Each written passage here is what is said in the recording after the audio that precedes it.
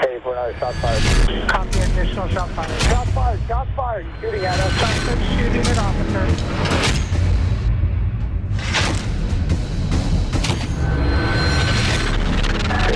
Down. He's at the base of the stairs, white t-shirt, white male. Ladies and gentlemen, welcome back to another episode of the Shots Fired podcast. We're your hosts, Billy and Kyle, and today we have an awesome guest on for you guys. And to be honest, no shit, one of the best street cops that I've worked with. We worked at the same agency together for several years. He spent the bulk of his career in the K9 unit with serving with me before having to take a medical retirement. I'd like to welcome to the show Christopher Bosson. And Chris, thanks for coming down here and doing this with us. If you don't mind, why don't you go ahead and tell everybody about where you started, what got you into law enforcement, and how you ended up transitioning to the agency that I currently work at, where we work together. Yeah, so I started at a small agency up north, got kind of tired of the small town, boring, not a lot going on. Mm-hmm. So I decided to go down to where Kyle works, much busier agency, and to see what the big city cop life was about, if you will. Yeah, I mean, we share similar stories about both starting at a small agency. Wasn't really, I think, probably, I'm sure you have the same thought, as it wasn't what I thought being a cop really was. I wanted to really dive into more of policing and what I thought a cop would be. And that's why I left my agency. And I'm sure that's probably similar to why you left your agency to go to a department that was busy to experience that. 100%. I just think it's funny that for me, so I work for a very large agency, and I look at your guys' agency and I go, oh, that's a small town agency. Yeah. I actually do. And I couldn't imagine being small, where you guys do actually have you have big town crime, but you have a small it is town a smaller agency. It's kind of like you have the best of both worlds is the way I look at it. Well, from like where we came from, to us, it is a bigger agency. You know, where I came from was only about 25 cops. And I'm sure similar to where you came from, probably about the same. Yeah. So where I came from, a little bit smaller actually than 25. I think it was about 20 sworn, and that's including the chief. I didn't know they had departments that small. That's small. But no, I actually always wanted to work for a larger agency. And I knew that, and I knew that's where I was going to go. So I always kept myself busy. I mean, well, I think that the good thing about a larger department like mine is that your opportunities are huge. Yeah, that's why I left. I could go to, anything. Like you guys have done K9 both in your career. And how many K9 officers do you guys have? 5. We have 5 right now. 5, and I think that my department has, if you just talk about apprehension dogs, we have a whole nother area of dogs. But I think we have 12 or 15, around 15 or something like that. Patrol dogs, yeah. I think it's 12. Like so the opportunities are bigger. Oh yeah, in the bigger absolutely, departments. and that's why I came down, not solely for that, but also my family's a lot closer to where. Well, I'm retired now, obviously, maybe not to the guests, but to you guys. Are you originally from here, like this area, or where you, like, I mean, don't tell us, like, I was from my... Yeah, pretty much. I mean, pretty close, like within 30, 40 miles. So this was moving back home. Moving back home, right. Yes. That's a big deal, I think. Yeah, so when Chris got started at the agency that I work at, I was already working there at the time. Both of us were on patrol. I ended up transitioning into the K9 unit in 2014-ish, early 2014. And I want to say it was shortly thereafter that you ended up getting onto the K9 team. Was that something that you always wanted to do? Or when you started at our agency, I don't know. I mean, for me, like where I came from, we didn't have dogs. I never worked around them. I didn't know anything about a K9 unit where I worked up in Grass Valley. And so when I came down to where I'm at now, we had a K9 unit. I didn't know anything about dogs. To be honest with you, I was actually afraid of dogs. And what got me into the K9 unit was I was on a call early on in my FTO period where I saw an apprehension, and right there I was like, that's badass. Like I'm going to do that job. And that's what got me hooked into K9. And that's when I started going to K9 trainings, putting in the work. And that I knew then that that's what I want to do in my career. It's funny that you brought that up because in my career, I've looked at the K9 officers, and you brought up that Chris is one of the best or the best, I don't know, street cop that you've ever met or worked with. Appreciate that. And, I haven't worked closely with Chris. I think we probably met on a call or two, maybe, or not, who knows, but, 7. But I find that in my career, what I've noticed is that great street cops go to K9. Yeah, that's true. I mean, is that what drew you to K9? Well, honestly, what drew me to K9 was watching Cops as a kid, you know, and I mean, honestly, I'm not kidding, you know, like they're always doing fun stuff. And the small agency that I worked for, I asked them about K9 and why they didn't have a K9 unit. They do now.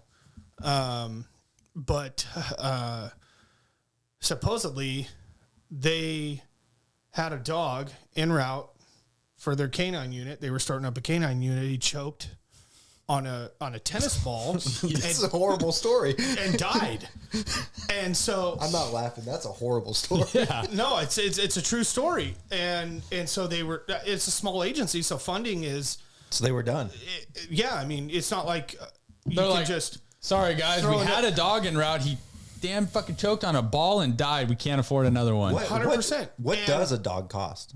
Like, I have no idea. Nowadays, I mean, Roughly, I mean, I know they can be 15, Yeah. 12 grand. 12 to 18,000 is a dog. yeah. I mean, wow. I would say 15 would be the medium. Yeah. Yeah. I mean, Yeah, for sure. but no, so pretty much the same thing what Kyle was saying as far as when I got to the agency that I retired from, watching these canines and these handlers in action, and it was just straight up, that is what I'm gonna do. Period. This looks Same path as me. yeah, I mean, that's badass, and I want to do that. When you guys were going through that program, was your K9, was it a senior team? Was it people At that the had time, been yeah. around for a while? And When I got on the team, it was, yeah. He got on shortly after me. And at the time, yeah, I was the least senior guy on the team, obviously. And then it seemed like probably 6 months after I got on the team, guys started rolling out, promoting. Some got kicked out of the unit for various reasons, but I then became the senior handler. no shit, you were the senior. After about 6 months, yeah, no shit, I way. became the senior handler, which is very rare. So we'll take that whole senior thing away. Yeah, I became the senior handler very quick. I mean, I really didn't have. I had a mentor on the team, but when he left, I actually kind of had to rely on really myself and then other handlers in the region to network with. One being from your agency, and they helped me out a lot. And then when Chris got on the team, our buddy Nate got on the team, and you know, Chris has been in a shooting. Nate had been in a shooting with me. I mean, all of us had real credible experience. And when we all got on the team together, I think you would agree that we gelled really well with each other, and it was an awesome team. Yeah. So, I mean, do you want to go into like, once you got on the K9 team, kind of how your career progressed once you got on the K9 team? And we'll share some fun stories with you guys, some canine apprehensions. I was on Chris's first dog bite that he had on an apprehension, and roll into how you can tell the guest, you know, when you're a patrol cop, that's one thing, and you do go to these calls, but your role sometimes is a lot smaller. Like maybe you're a perimeter guy, like that's your job, to be a perimeter guy and be a good perimeter guy. Or maybe you're on the search team with a dog handler, but as the dog handler, you're kind of responsible for everything that is going on during that incident. Yeah. So, I mean, how did you progress from just a patrol cop when you got on the K9 team? What you learned from it? Was it what you expected? And just because for me personally, when I got on the team, it just seemed like it was like just craziness. From the time I got on the team, being involved in my first officer involved shooting almost right out of the gate. Yeah. It was just like crazy. Yeah. Being a handler. Yeah. It's humbling, first of all. I mean, your first, actually, so I don't want to get too far ahead of myself, but remind me, I was, one of my first deployments was with your, one of your folks. Oh yeah, I remember. I know what you're talking about. And I took a big bite of humble pie, and it was, but it's good. It's good. I think that, I mean, that's not a canine thing. That's a cop thing, or that's a human thing from what I look at. So we've all been in that situation where we're like, I got this shit, I'm good. Yeah. This is, I'm the shit, or sometimes 100%. we don't always think we're the shit, but we come into things where like, I at least know my shit, right? Yeah. And I can walk in there and you're like, oh, this guy knows my shit better than me sometimes. Yeah. So I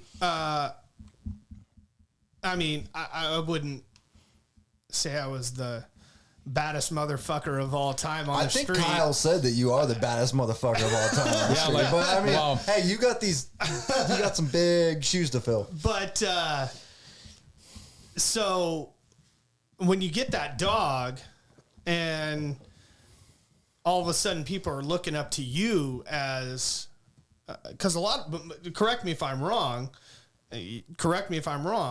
most of the time when a dog handler shows up on scene, people look up to you as like, I was going to bring that up earlier. What are you going to do? What are we going to do? Right. Yeah. Like, what's the plan? And as a new dog handler, you're like, oh shit. Yeah. What is the fucking plan? I got to fucking come up with one. Do your job. Yeah. Like, that's your job now, because, you got perimeter units, you got the air unit, and it's time to...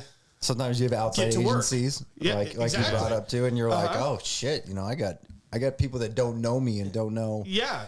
And that's the thing. When I've worked with my K9 guys that I've worked with a lot on my department, I know what they're doing to a certain extent because I've worked with them before. And then you got this other guy showing up, and like I said, the small town or whatever that, the neighboring agency, you're like, this guy's you're not gonna tell me what to do, which is wrong.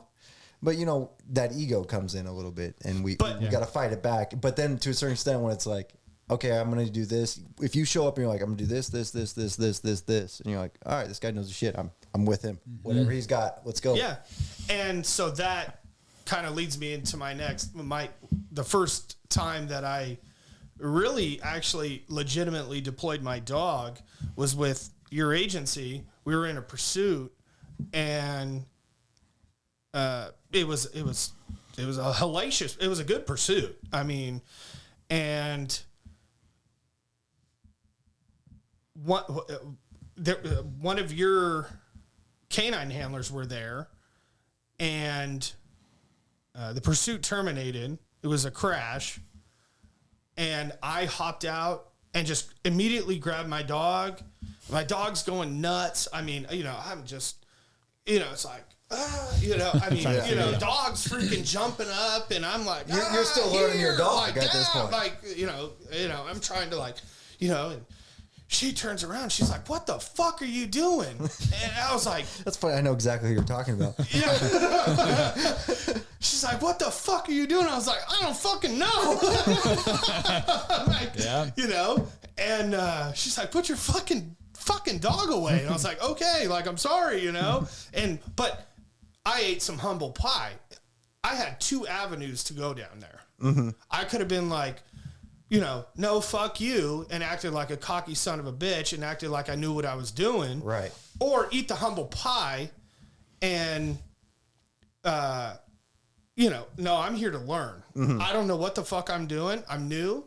And yeah, I'm telling you, I tell all new cops when they want to be dog handlers, I'm like, you don't understand. You could be the baddest street cop. and bar none, Chris was a very good street cop. But when you get that dog, it changes everything. You almost feel like you just walked out of the academy and you're a brand new cop all over again. It's terrible, honestly. It's partly the greatest feeling and partly like you're just like. And then once you settle in and you start getting dog deployments under your belt or searches, and even if you don't find, somebody, and I definitely goofed up a lot. My first few searches, I missed a carjacking guy because I just didn't do the search right.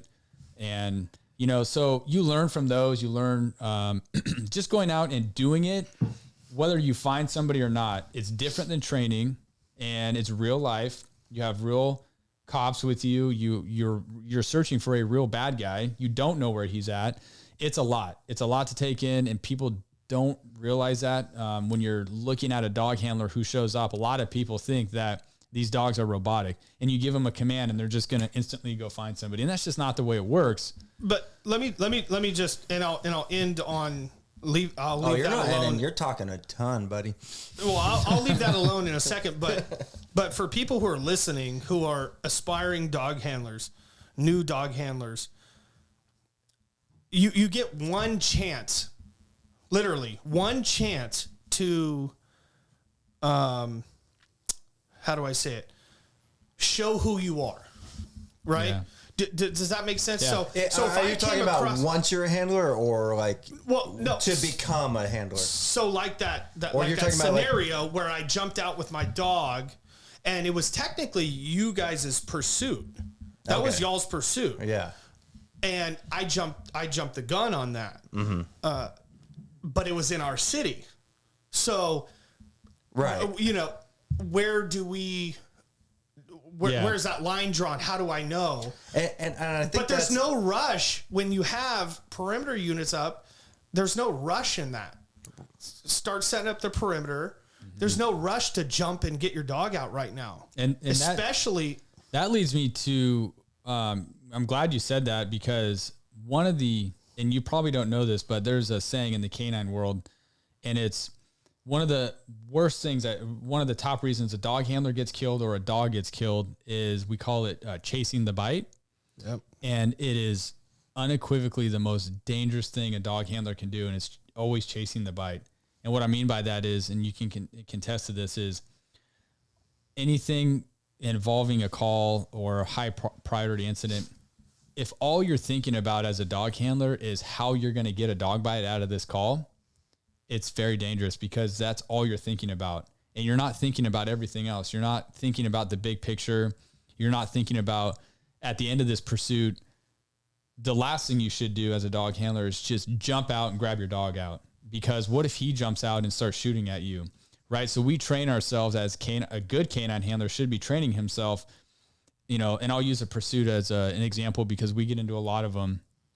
At the end of a pursuit, which is the most dangerous part of a pursuit, is the end of it, because now it's like, well, now what's going to happen? He's going to run, he's going to fight it out, or he's going to surrender. Really, to me, there's three things that are going to happen. Yeah, prepare for violence. And you shouldn't be thinking, well, they're going to surrender now because it's over. What should be going through your head is a gunfight is about to ensue, and you better be jumping out and expecting that, not expecting for him to run or surrender and get your dog out. That's a small example of chasing the bite, but when you're trying to push the issue so much of trying to get a dog bite, it becomes very dangerous for the handler. It becomes dangerous for all the officers that are there, because they're going off of what you're doing. And all around, it's just it's a recipe for disaster. And we call it chasing the bite. And it's the number one thing that gets dogs and handlers killed. Handlers need to remember, you are a police officer. You are a cop before you are a dog handler. Yep. Period. I think that, especially in my career, you always looked towards those handlers. They had a lot of experience. They had a lot of this. So I think that when you come to chasing the bite, like you guys think about or talk about and everything, it's interesting to me because... And we're all guilty of it. Yeah. Well, we're all guilty we're not of without it. sin on that. I think that's maybe it's more extreme in in canines and chasing the bite is a word, but I think that so many cops have been in a situation where they're just like, see rabbit, run, go chase rabbit. Tunnel vision. Kind of, it's tunnel vision. It is. But as a dog handler, let's be honest, as a dog handler, like you want really to prove yourself is like, I've got dog bites. Right? How many apprehensions do you have? Or how many dog bites do you have? Like that's like the number one question dog handlers ask each other is, oh, how many dog bites do you have? Yeah. So as a new handler, it's like, oh, I got to do this. I need to. So chasing the bite, and it's like, no, you're a police officer first before you're a dog handler. Yeah. So when I've never heard shit's that, going but- on, when shit's going on, you need to assess it as a cop first, not as a dog handler first. Because if you're thinking dog, well, guess what? Bullets. Yeah. And you're behind the 8 ball. Well, I think that's interesting because I never heard that term or never thought about the term, and you relate it towards canines, which makes complete sense. But that's something for any specialty position or whatever it is in your department that you strive to be. I didn't take the canine route, and I've done my different things, but I can look back in situations where I've been in that where I'm like, oh, I'm a narcotics investigator. I want to hit this door right now, and I want to run in there, and I want to go grab this guy because he's going to go flush this dope or whatever. But you're a human being, But and I'm a cop first. And as a cop, you're going, no, that guy's he's a drug dealer. Drug dealers have guns. We know this. Yeah. That's been proven a lot of the times. And you're like, no, I can't let him get to the toilet. I'm going to go and I'm going to chase.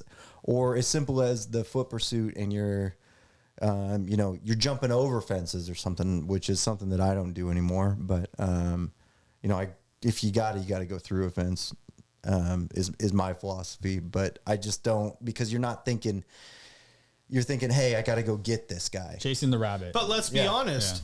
But let's be honest. A lot of times, that's a lot of, especially a lot of new cops don't think about that stuff. As far as they don't. No, it's just, but it's taught to them. It's fun.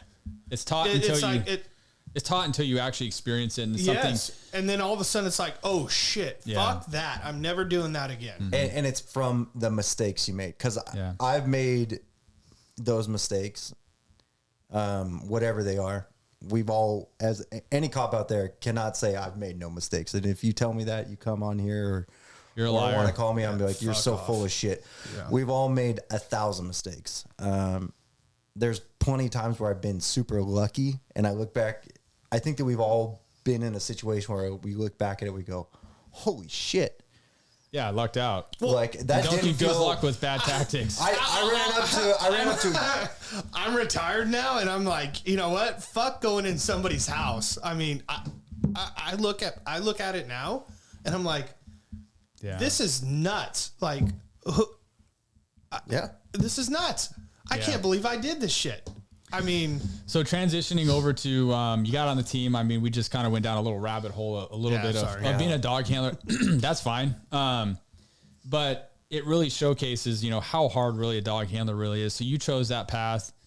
You ended up being a really good dog handler, and I respected the shit out of you. Chris and I ended up being on the same teams together. It seemed like throughout our whole canine career, you and I were always on the same shift, so we overlapped each other. And we had the opportunity to be involved in a lot of stuff together, some officer-involved shootings together. You had your own officer-involved shooting, which we'll talk about, and a lot of canine apprehensions on your behalf. But it seemed like you and I were always working together closely. And, do you want to share with us a little, do you have any dog bite stories that stand out to you that you want to share that you're really proud of your dog? I mean, I know all apprehensions we're proud of, but no, for sure. Excuse me. Well, first of all, I respect the shit out of you too. And I think cheers. I think we forgot to cheers in the beginning. That makes one of us. Cheers. I mean, keep talking me up, but I mean, I'm sorry. I need to drink too. I might be empty, but,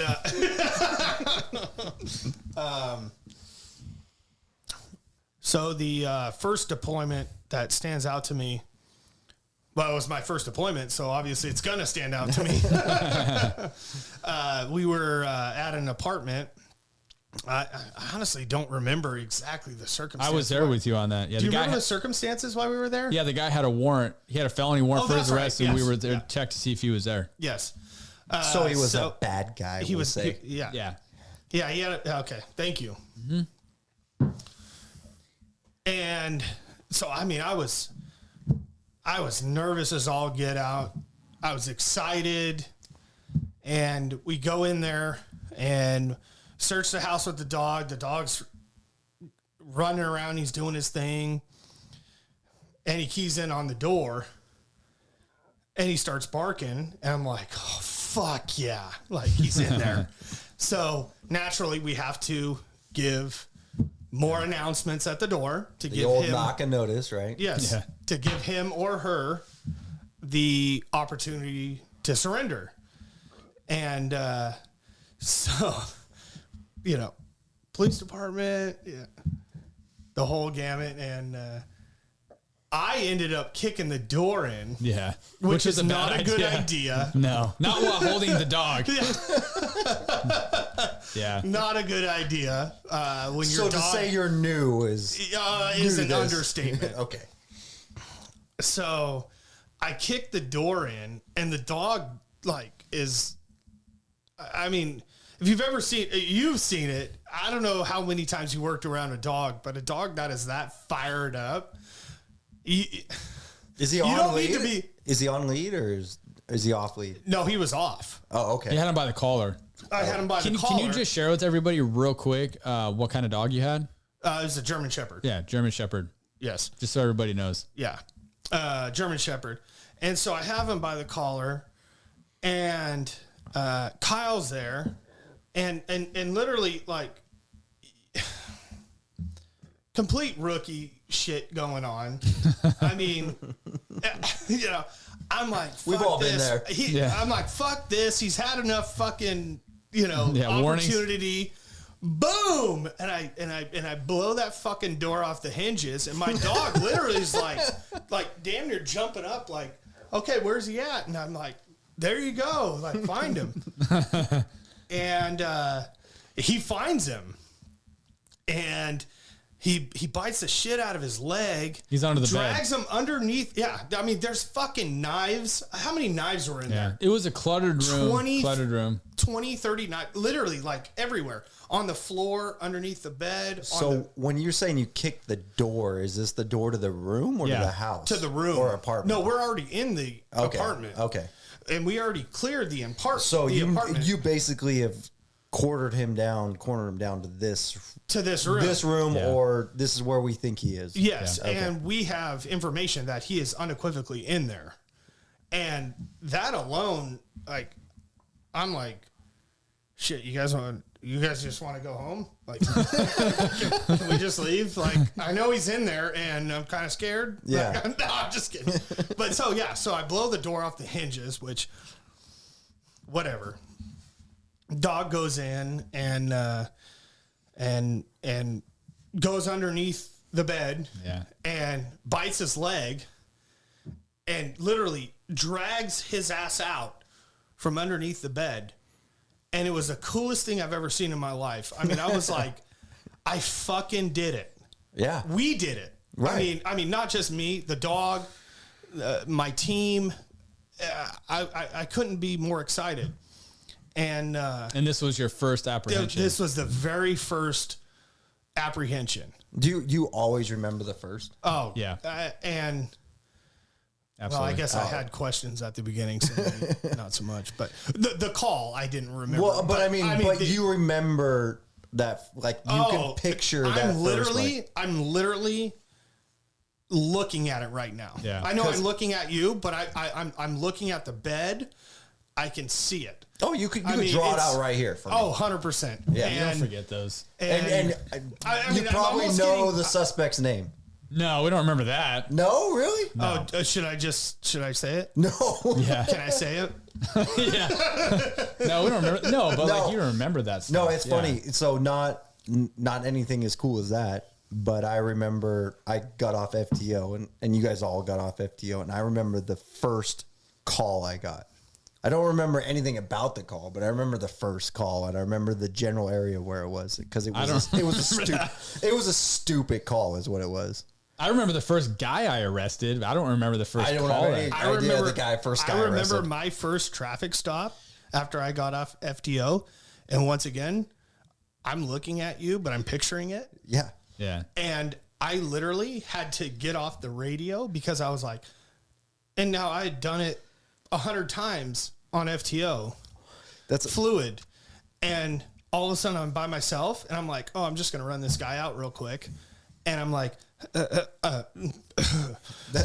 a funny thing.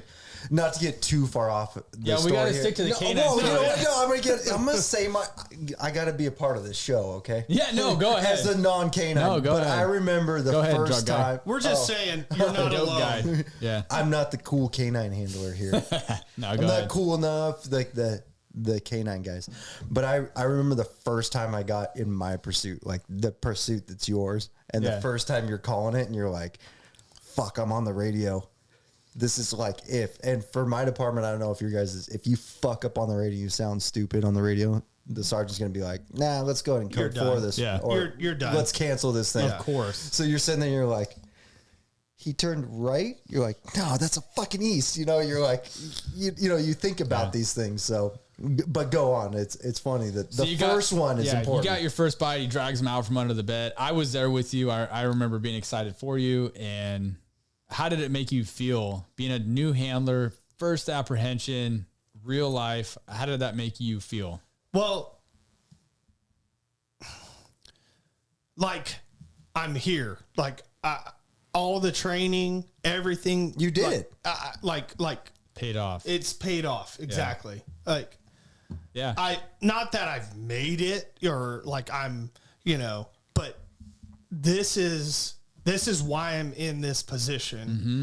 And these dogs have unequivocally saved lives. Oh, yeah. And Oh yeah. I mean, saved my life. Think about going in there as, you know, a 2-man, 3-man, maybe in that small little room. It wasn't a big room. You're not going to take a team of 6 guys in there. Yeah, like 3 of us. Yeah. And all of a sudden this guy comes at you with knives. I mean, there was knives everywhere. I mean, it was bizarre. Remember that? I think he was like a sword and knife enthusiast or whatever. But yeah, luckily he hadn't armed himself. So yeah, no, it was phenomenal. The dog, it was textbook. Oh well, I guess nothing's textbook. No, But I felt like it was textbook. I was so proud of my dog. I was proud of myself. I was proud of Kyle. I was proud. I mean, it was. What did Kyle do to be proud of? Dude, it was emotional support. Oh, okay. I was like, yeah, good job, buddy. Good job, bud. Yeah, I mean, the shit is stressful. The shit is stressful when you are the guy. Like, well, and let's people be are looking honest. at you. Well, you're the guy. No matter like as the canine handler, you're the guy a lot of the time. That's what I'm saying. Let's be honest too. I mean, the reality is it's not normal to see a dog biting a human being like that. That's not a normal thing to see. And when it's your dog, biting somebody who's screaming, he's in pain. I mean, it's just not normal to see that, you know? So, I mean, it could be a little traumatizing too, to be honest. Well, let me piggyback off that for new handlers. It's time to act when your dog is biting somebody. Yeah. So I froze. Like I was just in awe. I was like, fuck, it's fucking happening. He's doing it. You want to high and I'm five like, your dog? Like, Yeah. yeah, well, yeah. And it's like, well, no, you don't get to just watch your dog maul somebody. Like it's time to freaking go Do something. Yeah, now we got to go get him into custody. Yeah. Yeah. And that's what I was like thinking Kyle, because Kyle was like, all right, let's go in, you know, because he was more experienced than I was, obviously, at the time. But that's what I'm saying. Does that make sense? No, totally, dude. I mean, yeah, it is. It's hard to explain unless you've been a dog handler and you've experienced a dog bite or your first dog bite. Like it's a lot. And he's right. I get it. I'm not as good as you guys. I get it. Hey, there's a lot of will things be. we haven't done that you've done that is badass. So, But yeah, no, that was cool. We all remember our first dog bites, and if anybody's watching this or listening to this, share with us if you want if you can remember your first dog bite, which I'm sure you do. If you felt the same that we did during Chris's, and I felt the same during mine, share that with us. We want to hear it. But yeah, so that was awesome. That was your first dog bite.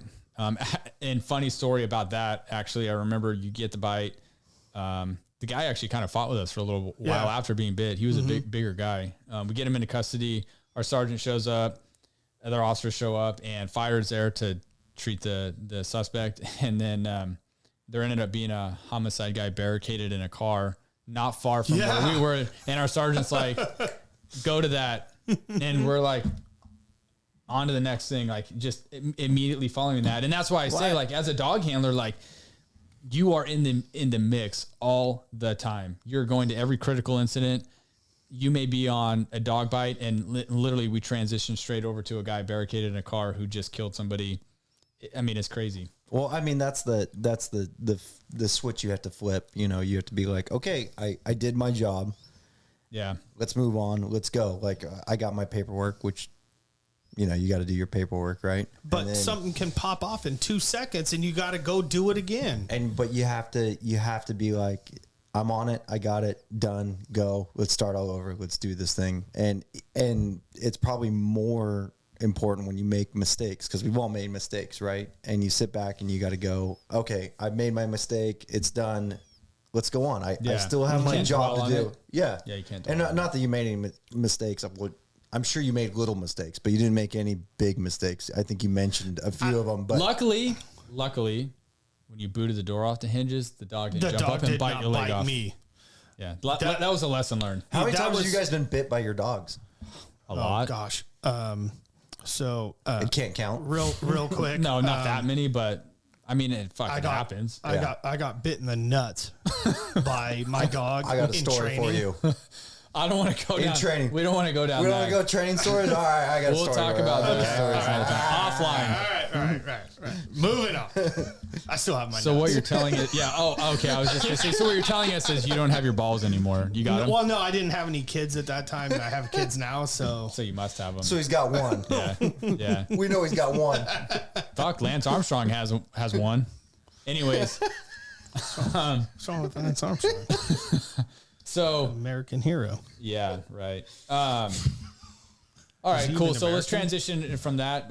And then we were kind of talking offline about a couple dog bites that stand out to you. I know, we do work at a busier agency where we are afforded the opportunity to use our dogs a lot, nightly or daily. And between the two of us, I mean, we have a shitload of dog bites and apprehensions, but do you have a couple that stand out to you that you want to share with people about? And really what I mean by that is, I know all apprehensions, they stand out to all of us, and all dog handlers will agree that all of them are awesome. They're all badass because we are going after violent criminals. And when your dog does find somebody and does his job, we're stoked. Right. But, maybe a couple that that stood out to you where maybe you didn't trust your dog and the dog ended up leading you to the bad guy where you thought there's no way in hell the guy's over here. And ultimately the dog led you there. Yeah. So there was a robbery at I don't know if I think it was a Walgreens or CVS, one of those little pharmacy places. And long of the short, we get out there, we got a perimeter. I deploy my dog and I down him. And my dog's a bigger dog. He's not a small Mal. Not like Axel. Axel's a smaller shepherd. Yeah, smaller shepherd. Yeah, your dog is bigger. Like some of your Dax. Yeah. Tiny little 40, 50, 60 pound Mals. I didn't even know my dog had this in him. So I down him. And you're doing like a yard to yard search? Yard to yard. Yeah, yard to yard.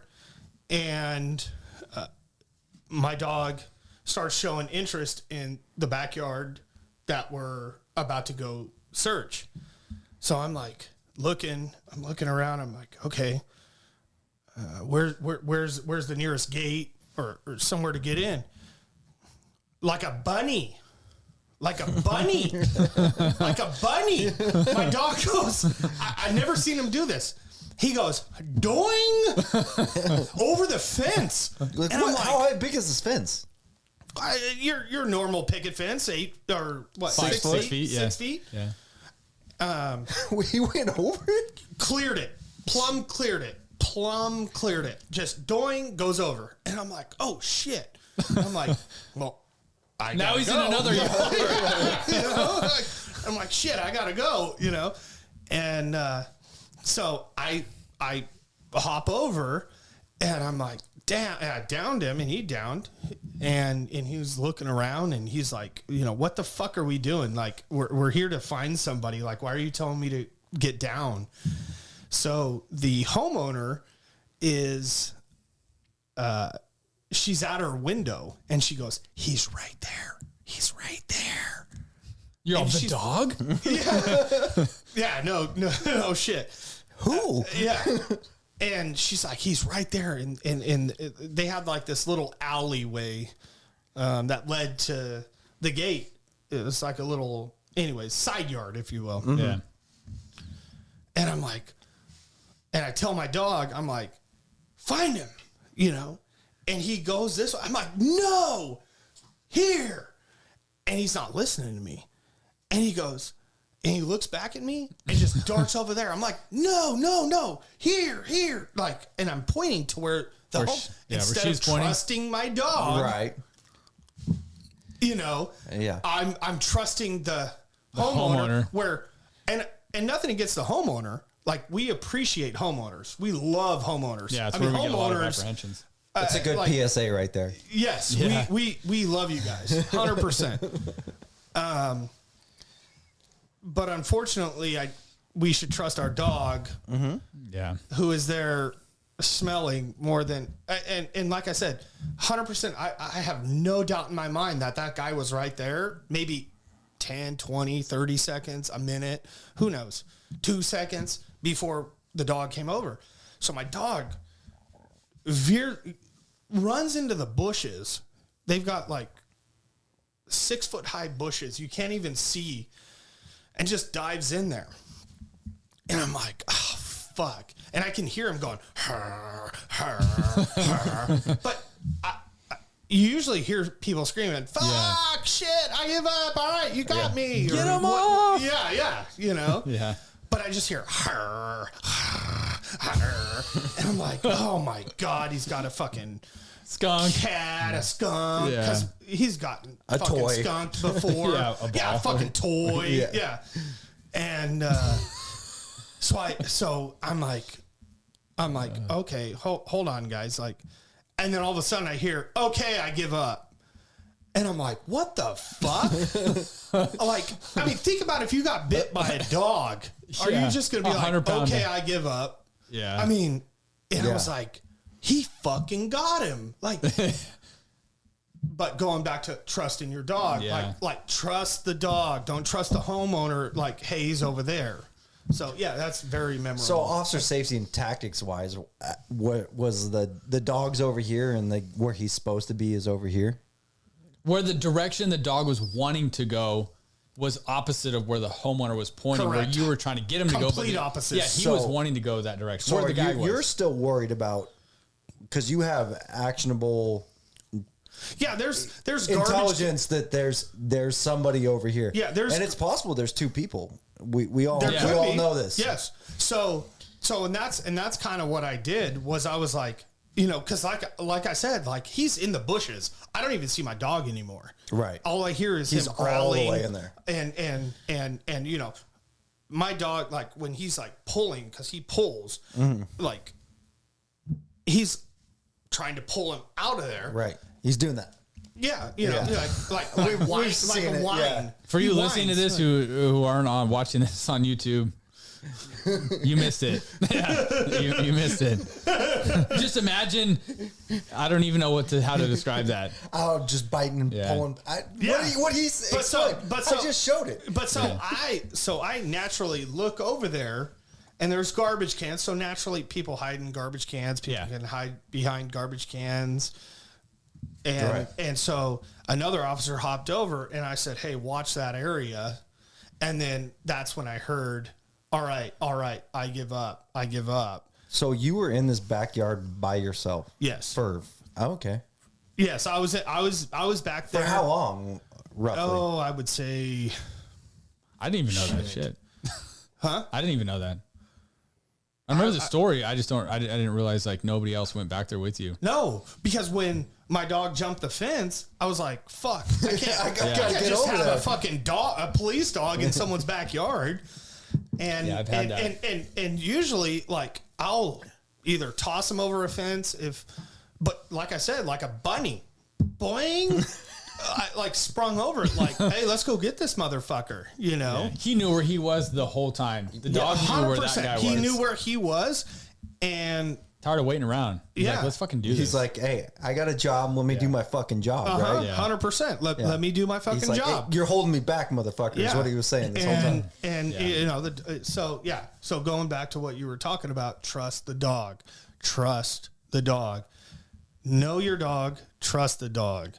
Because the dog, that's what he's or she is trained to do. Well, I think that's good for the patrol person too, to go, hey, this guy, this canine handler or this girl is handling this canine, and I need to trust that canine handler, but I need to know that mistakes are made, right? There's sometimes that dog is going to do that whole lap or whatever around the entire backyard, and it's going to start to the left, and the guy's behind the trash cans that whole time, and you need to sit there and go, hey, he's dealing with his dog. Go deal with your dog and do his thing. My job as close cover is to have your back, and having your back is the areas around you. It's not the dog, because there's so many times like we train that. Don't pay you- attention to the dog. Watch everything else. Right. Yeah. You bring that up, and it brings up another deployment that I had. Is it a good one? Yeah. Okay. Well, then let's hear about it. It wasn't an apprehension, but Okay. it was. We went to assist you guys with a pursuit that a guy threw a couple guns out, and Just two? That's Yeah. Yeah. Who only has two guns? So the officer who was my cover, if you will, okay. and I use cover because 'Cause- we're searching for an armed suspect. Well, he threw the guns away. Oh yeah, he has no guns. Never mind. I'm sorry. Unarmed. I apologize. He's unarmed. He threw the guns out. Yeah.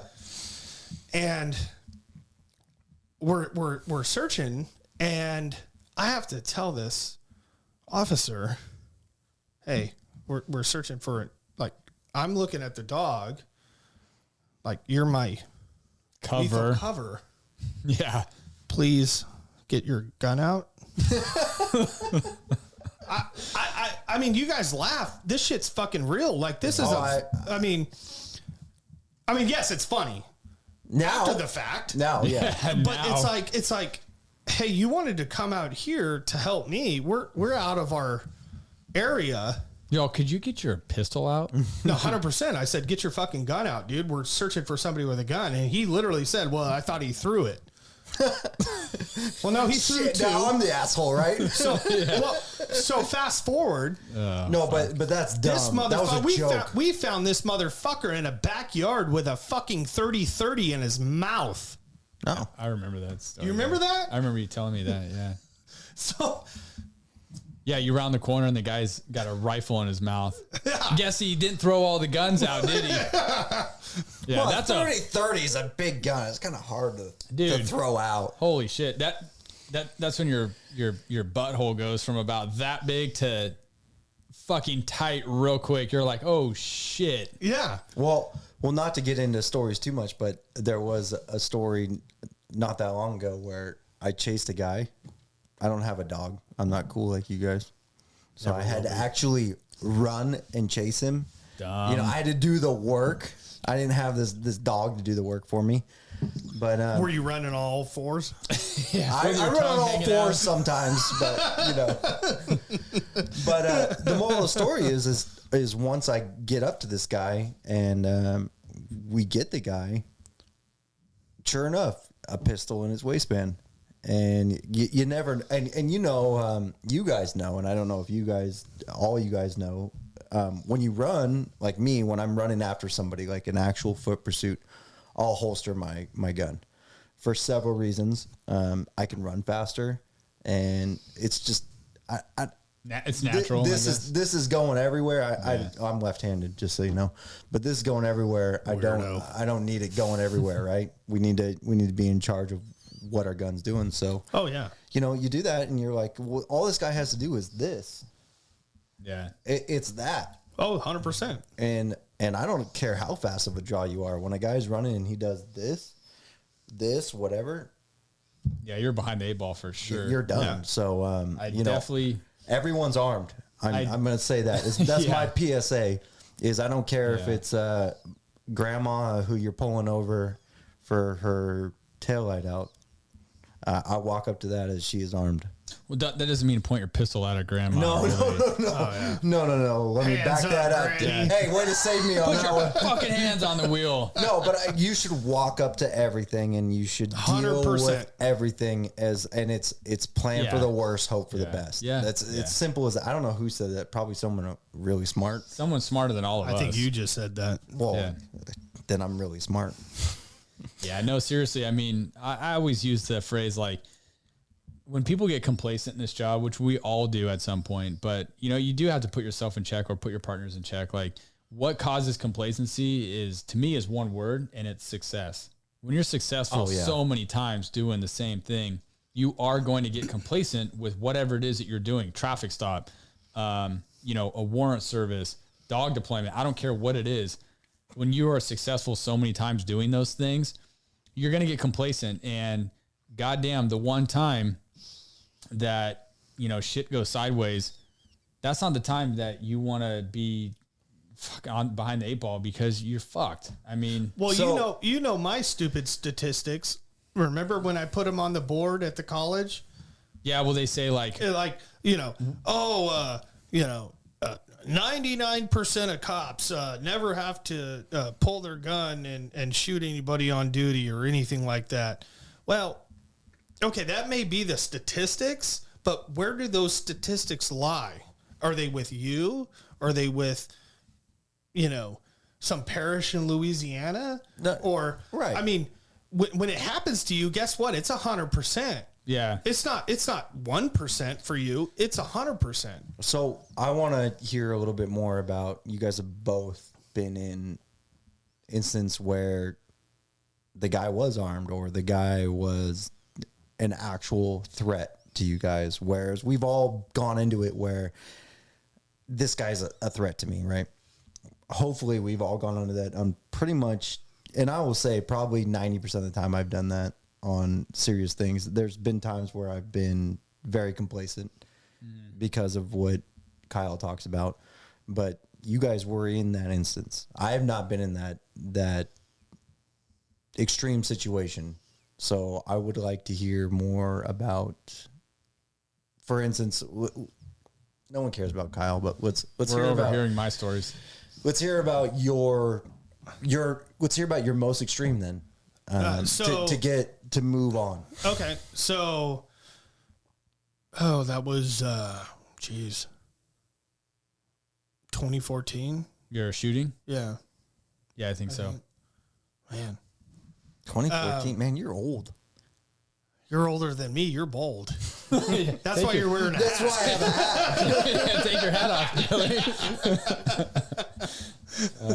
Hey, I'm not bald. Yeah. I make up for it in other places. Yeah. Okay, let's move on.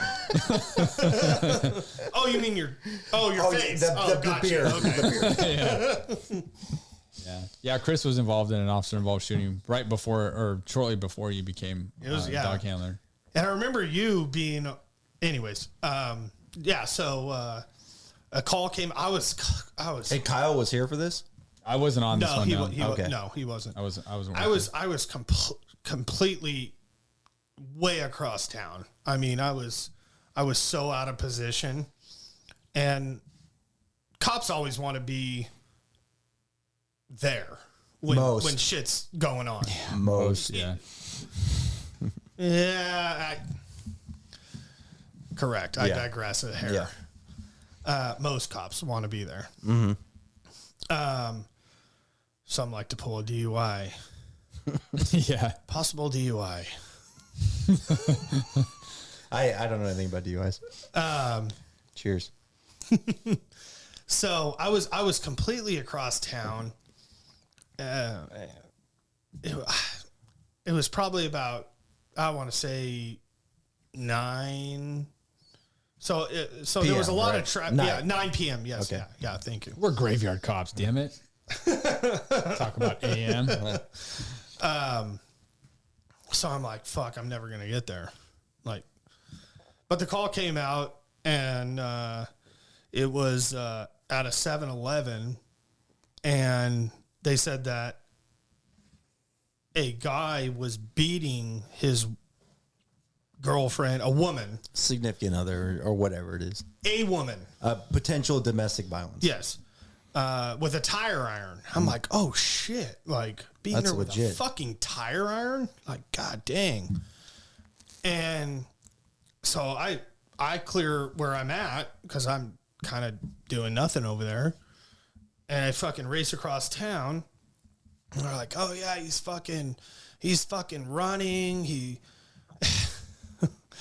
Old Dave is good buddy of mine, Dave Neer, freaking takes off running after him. Says the guy noses into a curb. He's on a bike. Okay. He's like scootering, trying to get away. Hits the curb, does a front flip, lands on his feet. Oh, I shit you not. Lands on his feet like a fucking gazelle circus. Yeah. Circus shit, and fucking takes off running. I'm like, oh fuck. That sounded kind of cool. And did you put this out on the radio? 100%. Oh wow. And he's like, yeah, he's heading towards, wherever he was heading towards. And so I show up, and they're like, "Hey, can you take a perimeter position over here?" And I'm like, "Fuck, perimeter, fuck a perimeter position." Like, let's go get this motherfucker. Right. So I take my stupid ass perimeter position, and I shouldn't say stupid ass perimeter position because they are important, very important, and I'm getting towards that. Yeah, it's important. And real quick, you were brand new, right? Important. You were brand new you weren't there for very long. I was there for not probably even a year. Maybe a year. Okay. Yeah. So not very long. But you had some salt, we'll say, from your other department. Yeah. I mean, I had some time. Some stuff. Yeah. Like not. I wouldn't say I was, a fucking, Anyways. Yeah. So, I fucking get my rifle, and like every other fucking cop on a fucking perimeter position, fucking bullshit. I could be freaking doing this, that, and the other. And all of a sudden, they're like, oh, yeah, you just hopped here. And now we get the helicopter up, y'all's helicopter. And I'm like, okay, like, shit's fucking getting cool. And he freaking hops out into the middle of a fucking field, wide open. You guys were at an elementary school, right? Yeah, it was a school. Yeah. And it's a big fucking yard. Mm-hmm. I shouldn't say yard, like, play yard, like where, like a playground. Is that the word we're looking for? There was a playground. Okay. Yeah, we know what you're talking about. Yeah. Like open courtyard area. So this guy, so an officer says, hey, he's reaching into his shirt or his jacket or something like that. He's not listening to commands. He keeps reaching. I'm like, okay, whatever. But that heightens your senses a little bit. Oh, 100%. Right. Absolutely. And now it's like, okay, fuck, like what's he reaching for? Mm-hmm. And, he gets out in the middle. I mean, it's like a fucking football field, like the size of this yard. And I'm watching him because now the helicopter's got the light on him, and we're getting now comms from the helicopter, like, yeah, he's going north. And all of a sudden he freaking whips out this object, I would say, you know, right. And he's got a strap around him, like almost like a mini pistol rifle strap. And I'm like, oh fuck, like, and I'm like right there, and the helicopter, obviously, if anybody has been in a helicopter or who's seen their optics, knows like they can see shit, everything. The zoom works quite well. Pretty well. So they go, hey, we need to change up our tactics on this because he just pulled out a weapon. And then all of a sudden, it was the most bizarre thing I've ever seen in my life. Well, all right, maybe not the most. Yeah, I've been to Vegas. Oh, yeah. But he starts, he takes this thing out of his freaking waistband. He's got this strap around him, and he pulls it out like this, and he just does this like slow Groucho walk, like in the Almost middle, like war train. 100%. Yeah.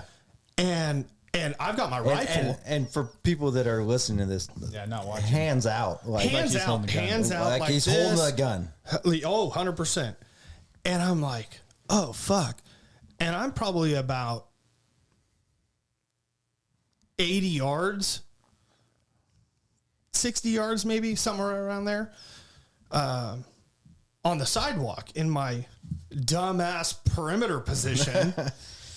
And I'm like, I'm going to shoot this motherfucker right here. Like, I mean, the helicopter already said he's got a gun. Right. And so all of a sudden he puts it down and takes off running towards the school. And there was another officer in tow and starts running after him. And so I watch suspect start running and officer pursuing. And so there was a sergeant there who was like, "Oh, we need to get a shield." And I was like, "Fuck a shield!" Like, yeah, it's happening now. We're beyond that. Yeah, I mean, this is what's going on now. Yeah, and so I just fucking take off running, sprinting, because towards him, not running away, right? No, 100%. I was running home. Actually, I was running for the liquor store. No, yeah, 100% towards him, because I watched the suspect dip into hallway. Right. It's a school. There's, and I watch the officer disappear into the hallway, and I was like, "Fuck that! I'm not leaving." Yeah, So I turned on the fucking afterburners and literally like full speed ahead. So I come around the corner. I kind of, I pie it, but very like quickly. Quickly. Like, let's get this shit done.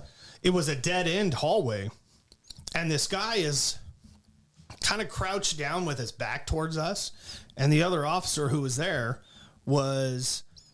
Yeah, I mean, he was like screaming, like, "Show me your hands, get on the ground," giving him all kinds of fucking commands. So I wasn't going to fucking interrupt the commands. I mean, there was no reason to do that, to interject. Yeah. Which is another thing is good. How far away were you guys from the suspect to where you guys were at giving him commands? Can you remember? 20 feet. So you're pretty close. Yeah, that's close. Yeah. I mean, it was. And you have a rifle at this point? I had a rifle. And he had a handgun, right? He had a handgun. Yeah, his handgun. Oh, you just killed the punchline. And, Yeah. Well, so because we know he had an object. so he was The other officer. I was talking about the other officer had his other pistol. officer. Yeah, Chris had his rifle. The other officer had a pistol. is Yeah, what I was okay, getting okay. at. and so he's like, his back is complete. His back was completely towards us, like just, and he was crouched down, and the other officer was like I said, show me your hands, get on the fucking ground, blah blah blah blah. He's crouched down, and you can see by. Oh no, that, he's I mean, you down. can't see his hands, but you know that they're up, Yeah, which is abnormal, right? We can all admit to that. Oh yeah. Yeah. Oh yeah, for sure. And- Like you don't sit there crouched down like this. No. yeah, and I think he Or was. with your I hands don't know up. if he was mustering up courage. I mean, he's no longer with us, so there's no way to ask him. But Right. So he. It could have been a couple seconds. It could have been freaking a half an hour. I don't know. Like it wasn't a half an hour, but Right. he freaking all of a sudden jumps up and punches out towards us. And I mean, we let him fly, like, and put him down. And then So- what happened after you guys? Because I've obviously had this conversation with you before about And I haven't. yeah. So I when don't know. when the shooting started, you guys obviously shot him. What happened after that? I remember you telling me like you fell backward, Yeah. So thinking you were shot. so I start shooting naturally. Well, I hope it would be naturally for, For most. Which most. isn't, but yeah, go ahead. but so I'm shooting and I saw him go down and I fell back on my back. And I was like, oh, motherfucker, I just got shot. God damn it, it fucking happened, you know? Yeah. And I mean, because nobody thinks they're ever going to get shot. Everybody knows it's a possibility. Oh, we're all superheroes in our own mind, right? That's all that happens. And so I'm like, I'm laying there on the ground on my back. And I'm like, fuck. And shit starts going through my mind, you know, because I was about to propose to my wife. Or, well, now wife. Yeah. That'd be weird to propose to your actual wife, but Yeah. go ahead. But you know what I'm saying. Yeah. To my fiance, girlfriend. Yeah, she was your girlfriend. Shit. Hey, How many people did you propose to? this is water in here, guys. Yeah, no. So no, honestly though, true story. Yeah. I mean, Yeah, no, for sure. I mean, like shit starts going through, like, Yeah. fuck, I never got a chance to propose to her. Like, And this you is know. fast. Like this. Oh, dude, Yeah. milliseconds. Right. I mean, milliseconds. Yeah, you know, like, and so I'm down on my back, and I go to get up, and Sergeant like sees me getting up. He goes, "No, stay down." I'm like, "Fuck that!" Like, Yeah. I mean, this guy's got a fucking gun. Like, I'm getting the fuck out of here, you know. Right. So I get up and everybody's like stacked up on a big fucking tree, like good cover. And one of another sergeant's like, "Hey, I see the top to the slide of the gun." And I borderline go into, I wouldn't call it a panic attack, but like I was like short of breath. You know, I still didn't know if I was shot. I didn't Yeah. know what the fuck happened because like, you know, I know I fucking was shooting. I know there was another officer shooting. And you heard gunfire. Yeah, obviously. a ton of gunfire. Right. And so I, like, they're dealing with him and fighting with him on the ground. And I was like, this motherfucker just tried to kill us, and I fucking missed. You know, like Yeah. I was pissed, and I was like, you know, so I start fucking ripping off my fucking shit. I'm Right. like, I can't breathe. Like, I'm like, you know, and so I'm like, okay. So I take off my shit. They kind of fucking pull me away because they put down officer down. Yeah. on the radio with the information that they had. Yeah, no, they put that on the radio,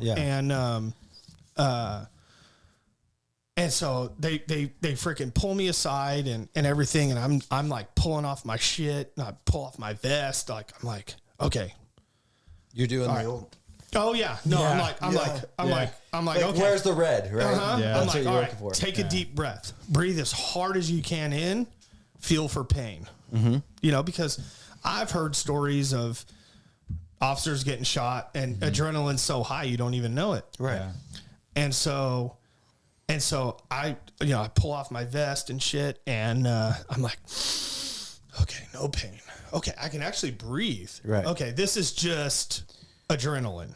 I don't see, I don't feel, you know, and I obviously for y'all, I wasn't shot. So yeah, that was.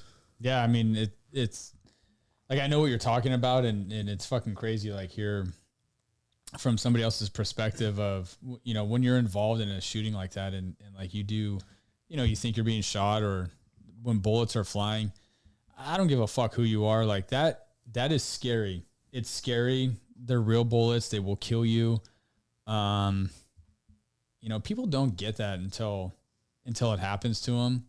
And it will change your whole life. I mean, it'll change your perspective on everything, and especially in law enforcement. But yeah, I mean, that's a fucking wild story. Can you talk about like when you got brought back to the station? Because we all know that, like, if you're involved in a shooting, right, you're not allowed to talk to anybody. You get kind of sequestered from everybody. But can you talk a little bit about when you got brought back to the station? You're by yourself, buddied up with one other guy, and you. Because if I remember correctly, you didn't know that guy he ultimately died from being shot. Yeah. You didn't know that at the time until you got back to the station. Can you share that? Was he armed? I didn't know that he was dead because he was fighting. When I got whisked away, he was fighting. Unbeknownst to me, I shot him in the face with a AR-15. But he was still fighting. Yeah. And, like, so I mean, naturally, if somebody that you genuinely believe is trying to kill you and you don't kill them, I hope, I mean, I'm not proud or glad of killing somebody or anything like that. That's not what I'm getting at. Right. But in that little instance of that mini war, or whatever you want to call it, whatever the fuck you want to call it, I don't care. I want to win. Oh. Period. I'm not, you did this. You brought me here. Yeah. I didn't come after you. You came after me. Right. And by God, I'm going to fucking win. And yeah, so got back to the station, and, I'm sorry, what was your question? Just being brought back to the station, and then like you not knowing what the status of him was, or had you even shot him or not, and then you end up finding out that he was dead. Like, how did that make you feel, or how did you find that out? So I was sitting in a room with my attorney. I told him what happened, because you get an attorney. Which always makes you feel good, right? When you get an attorney. Because now you're being investigated for a homicide. Right. Yeah. And, you know, I told my attorney, and going back to what you said, like, it's not glamorous. It's not fun. It's a fucked up feeling, you know. It sucks. You start, you know, you're talking to you're like, what the fuck? Like, I've been to the academy. I've talked to people, and why do I have an attorney here? I mean, it's just like, fuck, did I do something wrong? You're like, fuck that. No, I didn't do anything fucking wrong. Wait, did I? Yeah. Yeah. You start running the scenario over 100%. and over in your head. And so I'm sitting there with my attorney, and I'm still fucking like stewing over, like, this motherfucker tried to kill me. And yeah, so we got back to the station and went into a secure room, if you will, with your attorney, because you get an attorney when Yeah.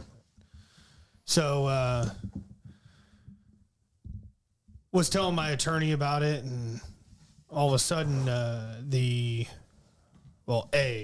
sergeant walks in and says, "Hey, is everything good with you?" With me. He was checking on me. Yeah. Not like butting into attorney-client anything. That's not what I'm getting at. But I asked him, I said, "Hey, how's he doing?" The suspect. Yeah. And he goes, "Do you really want to know?" I was like, "Yes, I genuinely I wouldn't fucking want." ask you if I didn't want to know. Yeah. And he goes, "He's fucking dead." And my heart sank. I was like, fuck. And part of me was like extremely sad. Like, it just fucking killed a man. Mm-hmm. Mm-hmm. Which isn't natural for anybody. Yeah. No. It's goes against everything I was raised to do. Mm-hmm. And the other half of me was elated that I fucking won the battle. So I kind of juggled that for a while. And yeah, I mean, that was that. Yeah. And you juggled it and you coped with it, whichever way you coped with it, and you moved on, right? Yeah, I had no issues with it. Yeah. Whatsoever. None. Yeah, I mean, there's, when you talk about like a part of you felt like sad, or I don't know. It's kind of weird to describe. Like, yeah, like you're taking another man's life. Like that's not normal. We didn't sign up for this job to kill somebody or take a person's life.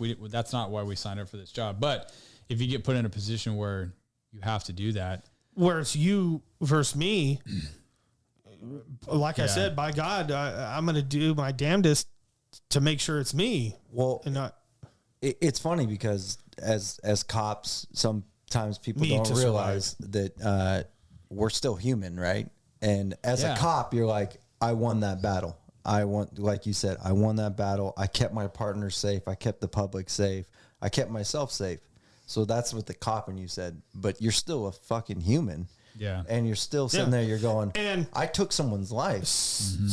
So my now wife, Emily, my God, the best thing that's ever happened to me, I go home, I shit you not, I go home, there's, for anybody who's been in a shooting, it's a fucking nightmare, like going through the steps, to actually be able to go home. But anyways, so I go home and I walk upstairs. My wife's, at the time, my girlfriend is asleep, and she goes, "You're home late." I was like, "Yeah." So she knows nothing of what happened. Nothing. Well, I sent her, because in our county, right, something like that pops off, we get fucking news media, the world, and people start texting and talking and news and right. So I texted her, "Hey, there's been an incident. Can't talk about it. I'm okay." Right. That's it. Mm-hmm. So she's like, "Okay." So she goes to fucking bed. Like knowing that, like, that was our agency. Like, he said he's okay. Yeah, he's okay. Like, fuck this. I'm going to sleep. So she goes to bed, and I fucking waltz in, and I had gotten these brand new golf clubs. And so they're there, and I like open them up, and I'm like, "That's cool. New golf clubs." And I go over to the, some gaming system, and I played it for like 5 minutes. I'm like, fuck that's weak. And I walk upstairs. Call of Duty. It was like Call of Duty. I swear to God. Yeah, it was Call of Duty. And I walk upstairs, and my God, Emily, if you're watching this, I love you. She goes, it's about to get bad. No, I promise you, she goes like this. So I walk up there, I walk up the stairs and lay down in bed, And she goes, "You're home late." And I was like, "Yeah." And she goes, "Everything okay?" And I was like, "Yep." I was like, she's like, "You sure?" And I was like, "Yeah. Just shot and killed someone." And she goes, "Are you okay?" I was like, "Yeah." She goes, "Hey, you got some deer meat in there. Do you want me to make you some breakfast?" And I was like, I'm not real hungry right now." She goes, "Okay." Dude, like that. Yeah. I mean, what kind of woman? Well, that's a rock right there, though. Oh, yeah. At least you offered to cook you and some. 2 days later, I think 2 days later, I proposed to her. Yeah. Or the next day. She Something earned like it. that. Yeah. Yeah. Yeah, that's badass. I mean, yeah. I got to propose to my wife. Yeah. Well, I was laying there thinking I was shot. Well, I mean, those are the small things that we sit there and we go like, tomorrow's no guarantee, right? Yeah. For anybody, Dude, you're not kidding.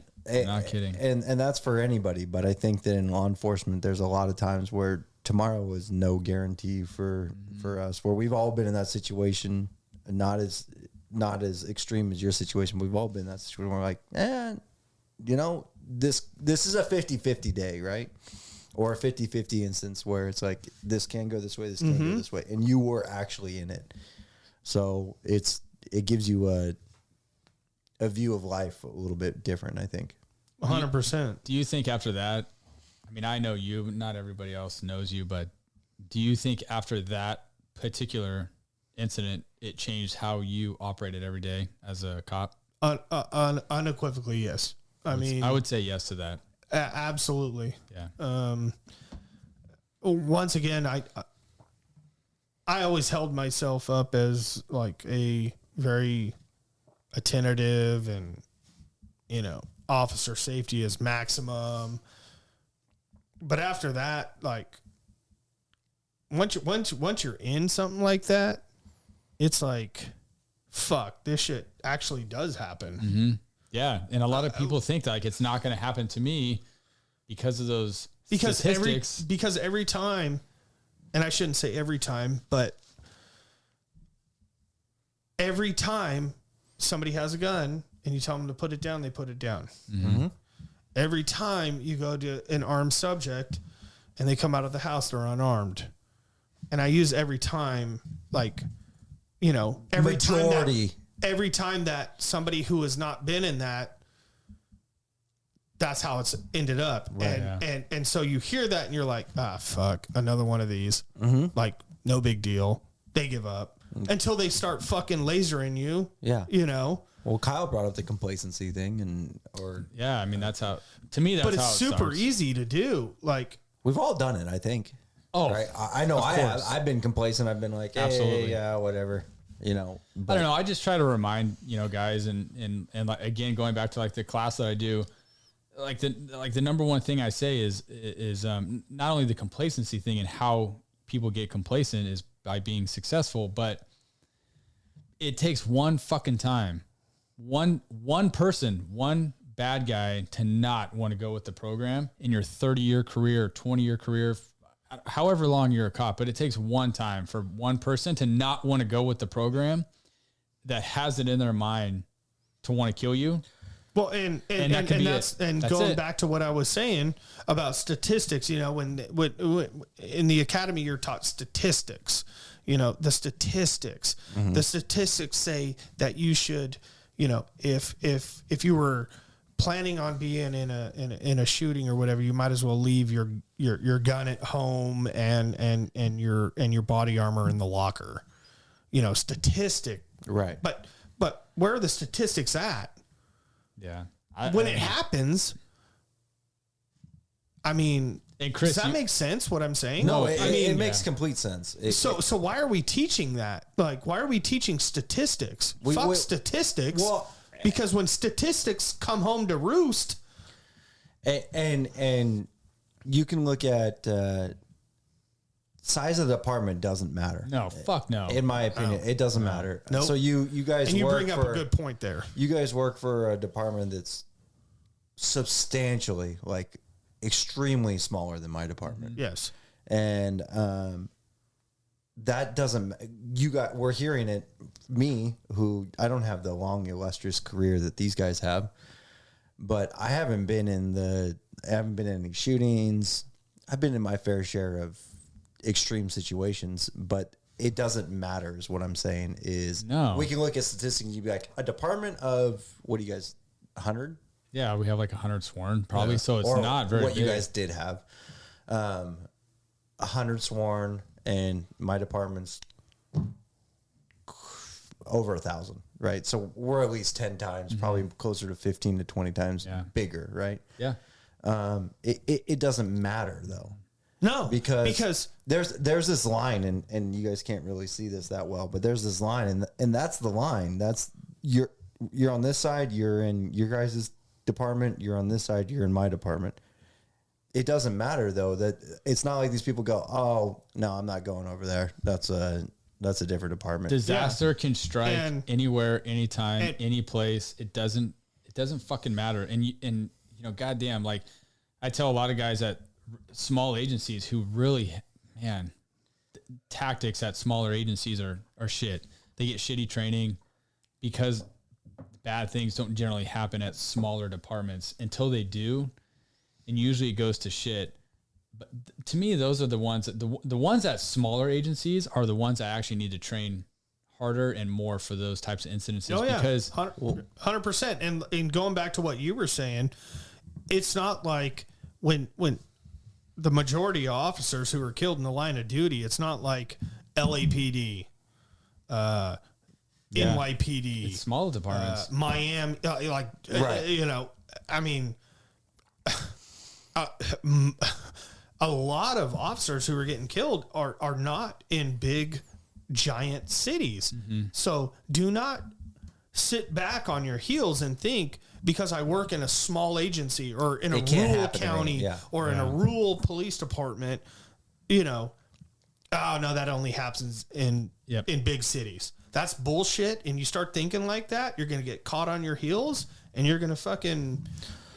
Well, You're gonna get caught. That brings up a thought that I had of, you know, like me, I haven't been in your guys' situation, but I have been around a lot of people, including you too. But we learn from the mistakes that all of us have done too. Well, that's where that comes from. That's where policy and SOP comes from is, unfortunately... Standard operating procedure for those that you don't civilian. know the SOP. Yeah. Well, that's essentially where that comes from is the folks, the men and women who've given their lives, you know, so we can learn from it. And I don't guess. know. I don't know if you guys. I don't think you guys never lost an officer in your department, right? No, we haven't. We had an officer get shot, but And that's we've awesome. Never, a couple, but we've never had an officer get killed. No. And I know from my experience in my career, I have had several officers on my department that have been killed in the line of duty, and one of them was a friend of mine, and that shit hits you. Like, you know, I look at you guys who've been in it, and that shit hits you too. So while I can't say I've been the badass that you guys have, but on the backside, you sit there and you think about that shit like all the time. You walk up to calls and everything, and you learn from those things, good and bad, that all the officers did on those situations, which we can always sit back and we can go, oh, you could have done this, you could have done this, you could have done that. But sometimes There's times I know of officers who couldn't do anything. everything has been wasn't. right. Yep. I mean, some most recent officers killed. Yeah. Yeah. Sometimes even the stars all align, and it just, you know, shit happens. It's a fucking gamble every day, man. It really is. You go out there and you got to go, and and I always say I'm a good cheater. Not to my wife. Don't listen. I would never cheat on my wife. But I'm a good cheater is that I always say that I'm going to stack the cards in my favor, right? Yeah, So, fuck it. so how am I Fucking going better to cheat? How am I going to cheat? I'm going to cheat the best way that I can, and I will fucking cheat in this career all day long if it means Dude, my life. and that, like, silly little story, but like just the other night we were out, I don't know, an officer contacted somebody and he's sitting there, whatever, he's on probation, he's searching his car, and like like 3 of us were there, and he's like, "Oh, you got to have 3 cops on," and I'm like, "1 guy, right?" And I'm like, "Yeah, we fucking do." Yeah. Right. Like, number one, we don't know you, and I don't know your capabilities, but do you think that we don't fight fair?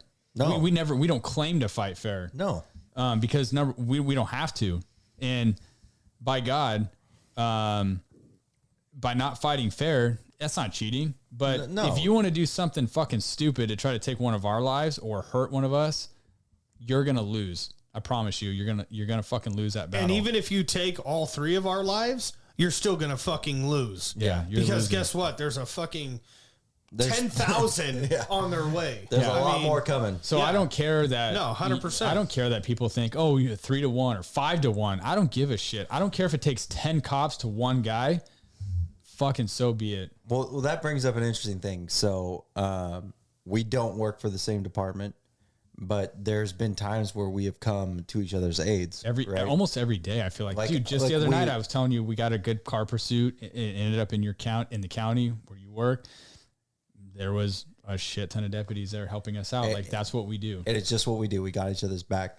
There's one instance that I was thinking of, and it actually started as a call to my department, but it ended up as a call for you guys because the suspect lived or was supposed to live in your guys' agency. Is this the shooting where you and I met? Yeah, and it's We talked actually about in where episode 1. where I met Kyle, and I met you, but I don't remember. yeah. I don't remember meeting you because like So for I met like Probably because I 1,000 was people, and you don't because I remember me wasn't thrilled with what was going on. for everybody that's watching or listening to this, if you've ever heard my podcast in the past or if ever been to one of my classes and I share the story of one of the shootings I had been involved in episode 1 where the incident where Billy and I met, and you've heard me share this story about the dog handler that was there, Chris, and during this gunfight, Chris yells out to these other officers that he's with, you're fucking killing my vibe, and runs across the street during the gunfight. This is him in the flesh. Wave to everybody, say hi. 100%. Everybody loves that story. That was fucking me. Everybody loves that story. So I love it, and I want to hear more about it because while I was on this call, I was very late to the party. We'll just say, yeah, we're not going to go into the whole shooting aspect of it. It was a gunfight. I'll just do a quick synopsis because you were there? No, I'm just kidding. He's killed my Some dude. say I was. He's been dubbed like you're killing my vibe, Chris, dude. Like that's his new slogan. So long of the short, Kyle and I show up. And this fucking street is dark. I mean, it's no street lights. Yeah, no none. street. I mean, I've late. never seen anything like this in my life. No, and the helicopter's fucking light was out. Yeah, it was your guys' helicopter, and we're like, "Hey, light the suspect." They're like, up. "Oh, our fucking light's out." They're like, We're "It's broke." What the fuck? You mean to tell me? I mean, Hey, no we street all lights. have issues. Budget cuts. Yeah. No. Anyways, go ahead, dude. So, no street light. Well, so we get there. Kyle and I get there, and we're both handlers, and fuck, we both fucking grab our rifles, and we're like, oh fuck, somebody's got to have a fucking dog here. We can't have. Yeah. Two fucking. We're dog handlers. We got to have dogs. Well, there's got to at least be one. Yeah. I mean, There's got to be a less lethal option. Yeah. Less. So. Yeah. Less than lethal. So we usually go back and forth on deployments, and Kyle had the last deployment. So it was my turn to deploy. So I deployed my dog, and we start making our way up the road, up the street. And it's fucking, there's no way to fucking explain how dark this road was. Close your eyes, and that's how dark it was. There was nothing. Yeah, it was dark. I mean, I was there, but was after the fact. So It was I know how dark. dark you're talking about, but it was dark. It Eerie was bizarre. dark. It was bizarre. Yeah, it Anyways, was weird. I feel like I've fucking hammered that home how dark it was. So we start going up, and Kyle and another guy, they Dan. take off on one side of the road, and me with, we'll call him the other side officers. A I team go and with B them. team. Is that what we're going with, or are you B team? No, you guys we were kind of bounding on one side. We didn't know where the guy was, right? No, we didn't know. we couldn't see. And We split I up. hear Kyle say, "Oh fuck, there he is," and he can see his fucking, I guess, the glow of his cell phone. And the only reason why we didn't get fucking ultra fucked up is for some. I mean, God was looking out for all of us.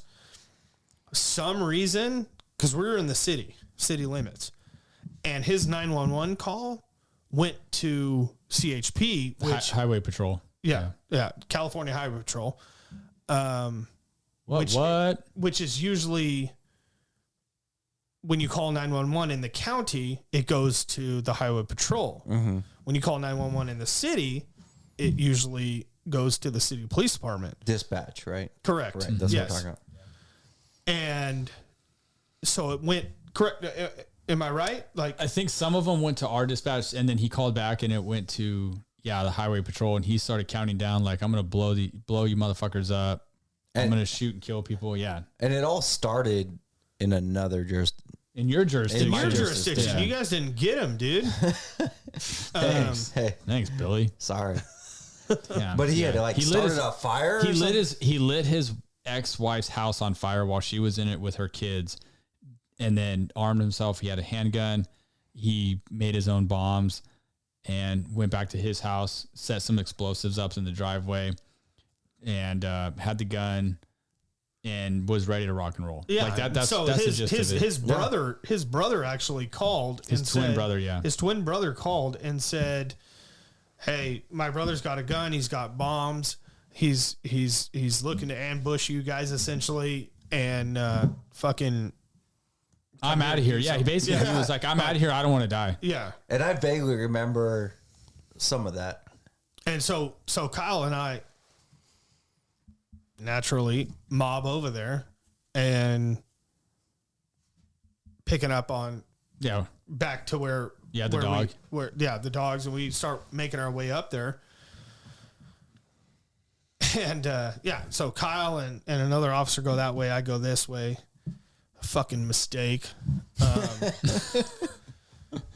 So there's an officer who starts screaming at me like they start shooting Kyle and Dan. Dan. Yeah. start fucking shooting. We love you, Dan. Oh, fucking love you, Dan. And my dog starts going fucking bonkers. What the fuck would you do? Would you just be chill? Like, hey, yeah, shooting's going on. Yeah, no big deal. No, I mean, I hope My not. dog's fucking going fucking ballistic. He's fucking barking. He's ready to fucking go. Yeah. And Do his fucking job.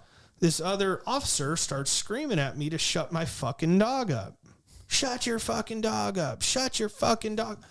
I'm like, I can't shut my fucking dog up. Are you kidding me? Yeah. I mean, Yeah.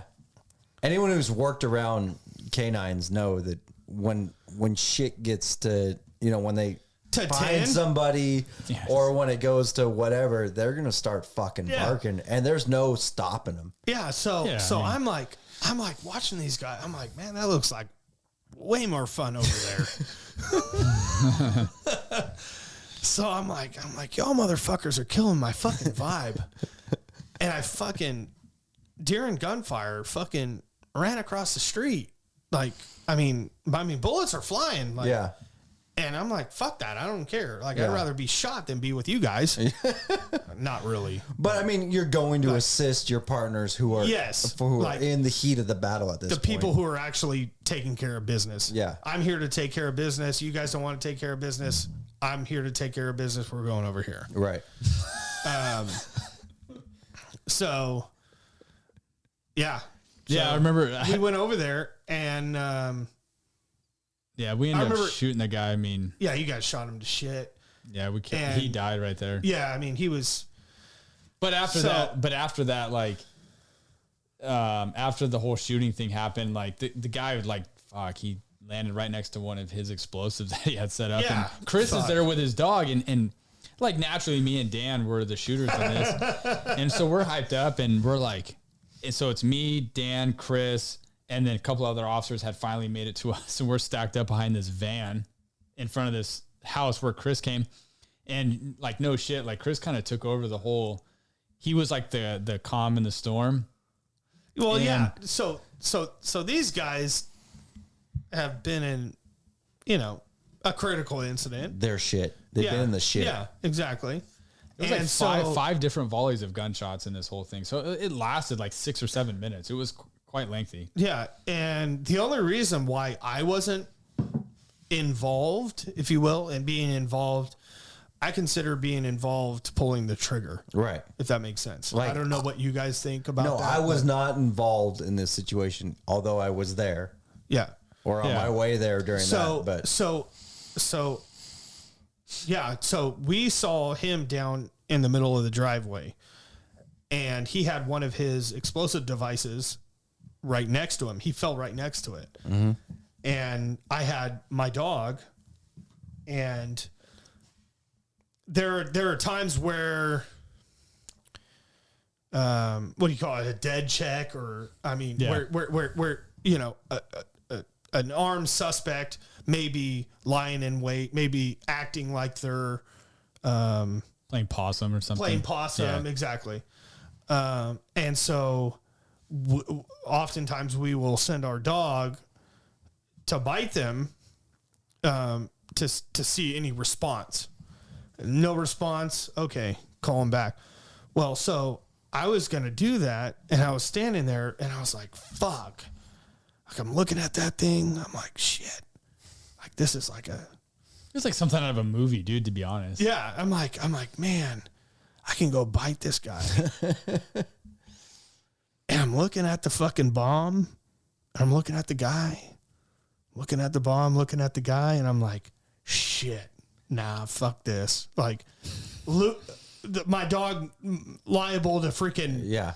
you know, grab that thing and, you know, bring a bomb back to us and fucking blow us all up or something. Yeah. He's like, I'm not biting him. He's dead. I'm going to grab this. Yeah. Uh-huh. Yeah. Like, this guy's fucking dead. I'm going to freaking, yeah. Yeah. And, Like, no shit. We had that conversation. no, while 100%. stacked up there. That was He literally, made the call. Yeah. Yeah. Chris made the call. Hey. yeah. I was like, you are know all what, need guys, smart this people. is, I was like, this is way above our pay grade. We need to call in the cool guys, the fucking EOD to come. Oh, yeah.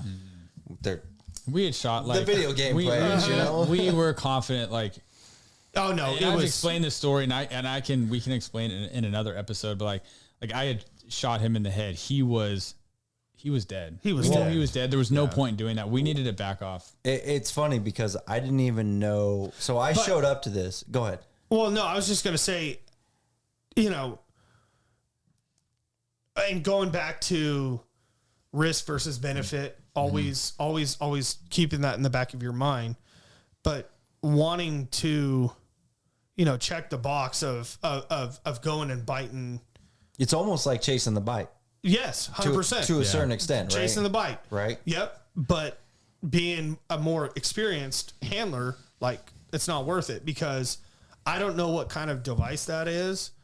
You know, if he knocks it over, is it going to go? Yeah. You know, is Yeah, he going we to had look at it? no idea. We had no idea what it was. He had poured gas all over it. Like, and EOD ended up saying that if he had detonated that we would have been looking at some fucking seriously injured or killed police officers. Right.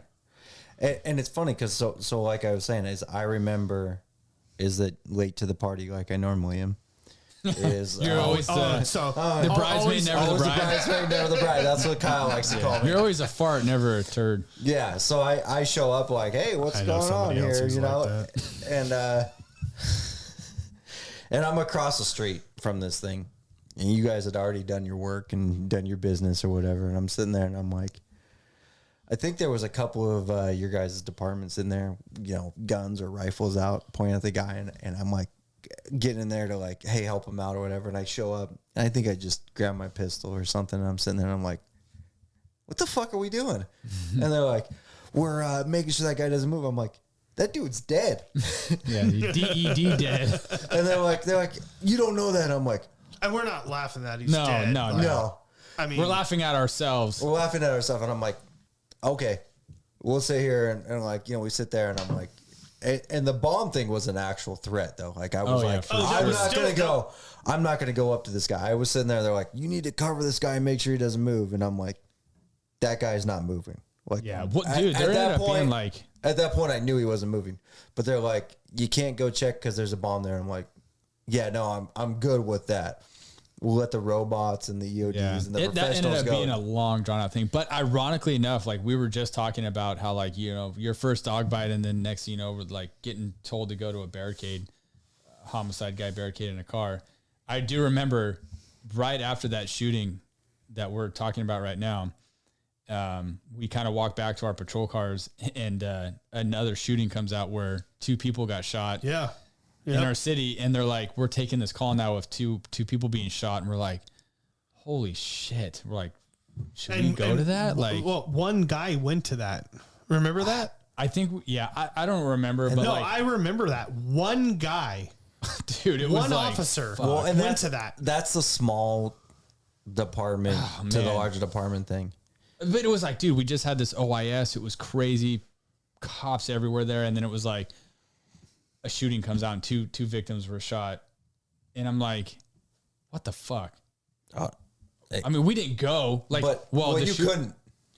No, but it was like, it just goes back to like, I don't know. It was just the stars aligned up that night and it was, I don't know. It was just kind of wacky. They were shot out in front of the bar. Yeah. So anyways, it was kind of wild, but nonetheless, for all of you that have heard the story of, you're killing my vibe, bro. Here he is. That's like killing This my is it. vibe. That's me. I'm killing my It did vibe. happen. And just so you know, killing your vibe. I do share that story every time I share that shooting story. I always bring and everybody busts up laughing. Actually, you're the most important part of that shooting story. Yeah. Like no one gives a shit about this guy. No, that's the But coolest he part. had to verify, I did. because I told him, I was like, yeah, I told him they were killing my fucking vibe, and I ran across the street when you guys were shooting. So He you goes, heard it, You're right? full of shit. No, I had no. Fuck no, I didn't know. I mean, we're cranking AR-15 rounds off, dude. No, I didn't hear shit. I had my partner Dan's rifle next to my ear, shooting rounds. I didn't hear anything. And yeah, so he confirmed it. Yeah, he's like tells me this afterwards. He's like, "Oh, dude, I told him they were killing my vibe, and I ran across the street and shit." I'm like, "No, you didn't." Yeah. And then Bullshit. and then I go and ask Exactly one of the what I would officers. say. Then I go ask one of the guys that was there, and he's like, "He's crazy." That fucking guy said that we were killing his fucking vibe and just ran across the street. And while all the shooting was going on, I'm like, Fact check. Sounds my about ass, right. dude. He fact checked me. yeah. Anyway, so Yeah. Moving on. yeah, so that was wild. But actually, that ended up like for our first episode, we talked about how we met. That was all that same incident. But yeah. So going back to the purpose of our whole podcast and just people that get involved in these types of things in their careers, first responders all across the board. You don't have to be a cop. You don't have to be involved in shootings. It could be anything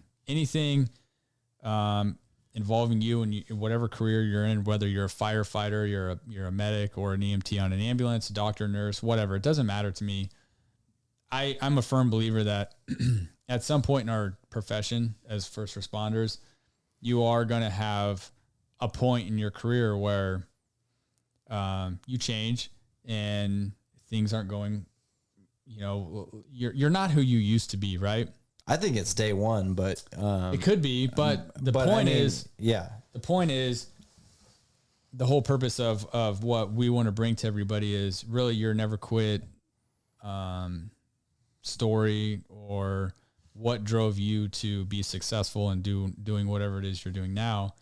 And I know that you did EMDR therapy because you and I talked about me doing it. You and I have been involved in a lot of stuff, and you've been involved in a lot of other officer involved shootings.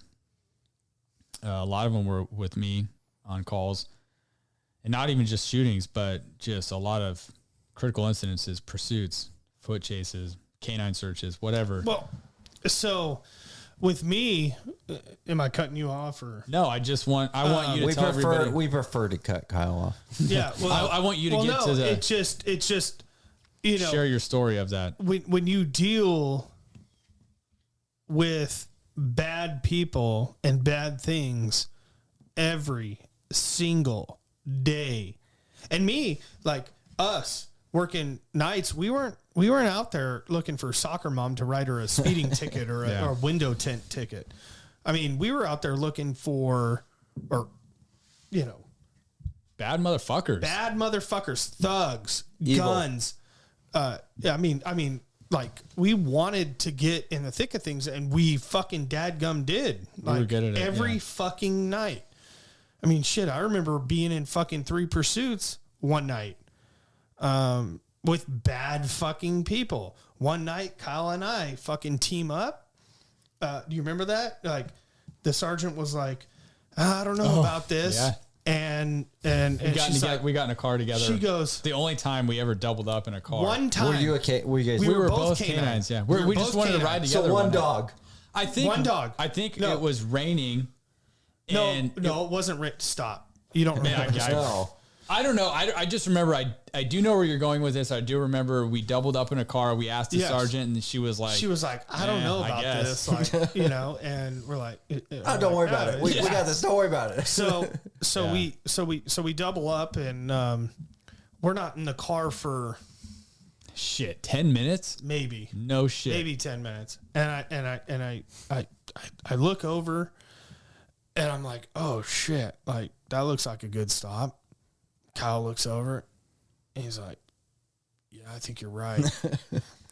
And they fucking go from They were giving us the look. and they what but they What but the they- 10 and 2 look? No, Yeah. they go from like the number 2 straight lane and turn into the turn lane. Okay. Like just burp. And we're like, okay, so pursuit's on. Yeah. And we're chasing these fucking guys. And they almost fucking bit it getting on the freeway. Remember that? I mean, shit. And so they get on the freeway, and you know, Kyle's calling the pursuit. I'm driving. He's like, yeah, we're at like 75 miles an hour. I'm like, dude, we're at 120. Yeah. No. We're laughing in between the radio transmissions. We're like, we literally in a car But together for so- 10 minutes, and it's that's like an OG cop move right we there. kicked Like, off the pursuit. Oh, It was yeah. like, I brought it up earlier about, being smart on the But- radio when you're in a pursuit and everything. And one of the things is you called on the turns.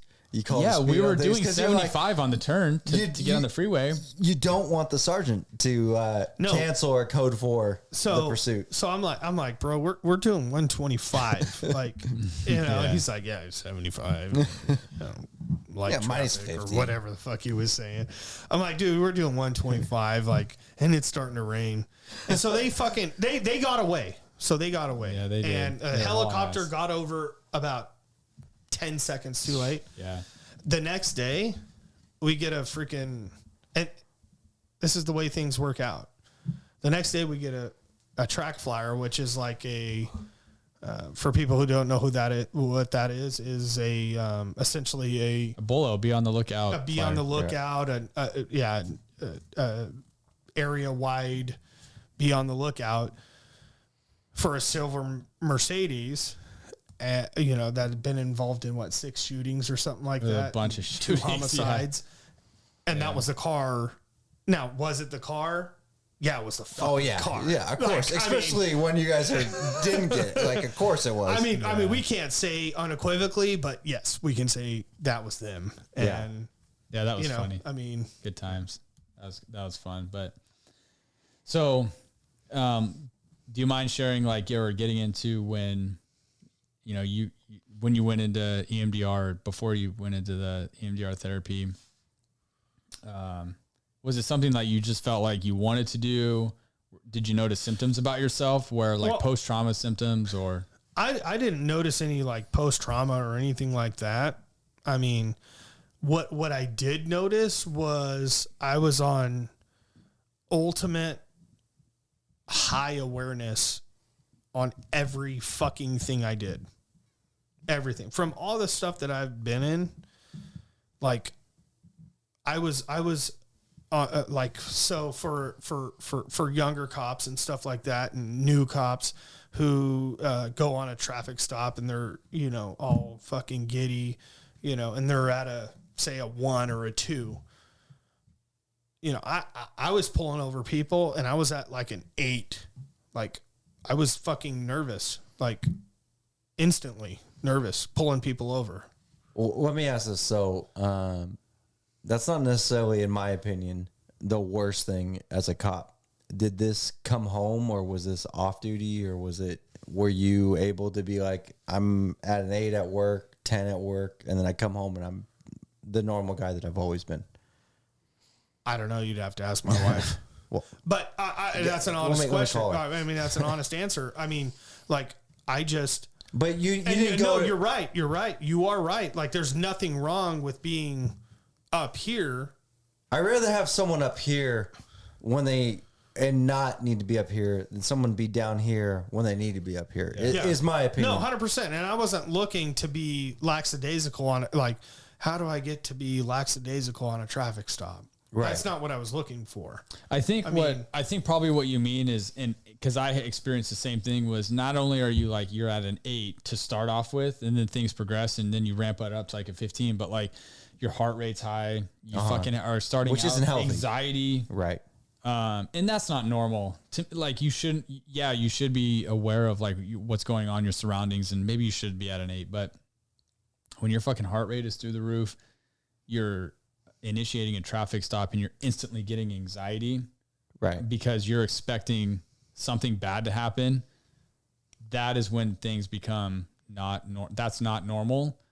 And I'll be honest, like when I did my therapy with Melissa, who Chris did his with, who we've done our interview with, you know, one thing I told her, she's like, what was one thing you're worried about at work with your behavior right now? And I said, to be honest with you, because I'm starting at like what he's talking about, I'm worried that one minor little thing that the person I'm interacting with, whatever their behavior is, I don't want to revert straight to thinking I have to shoot somebody. Mm-hmm.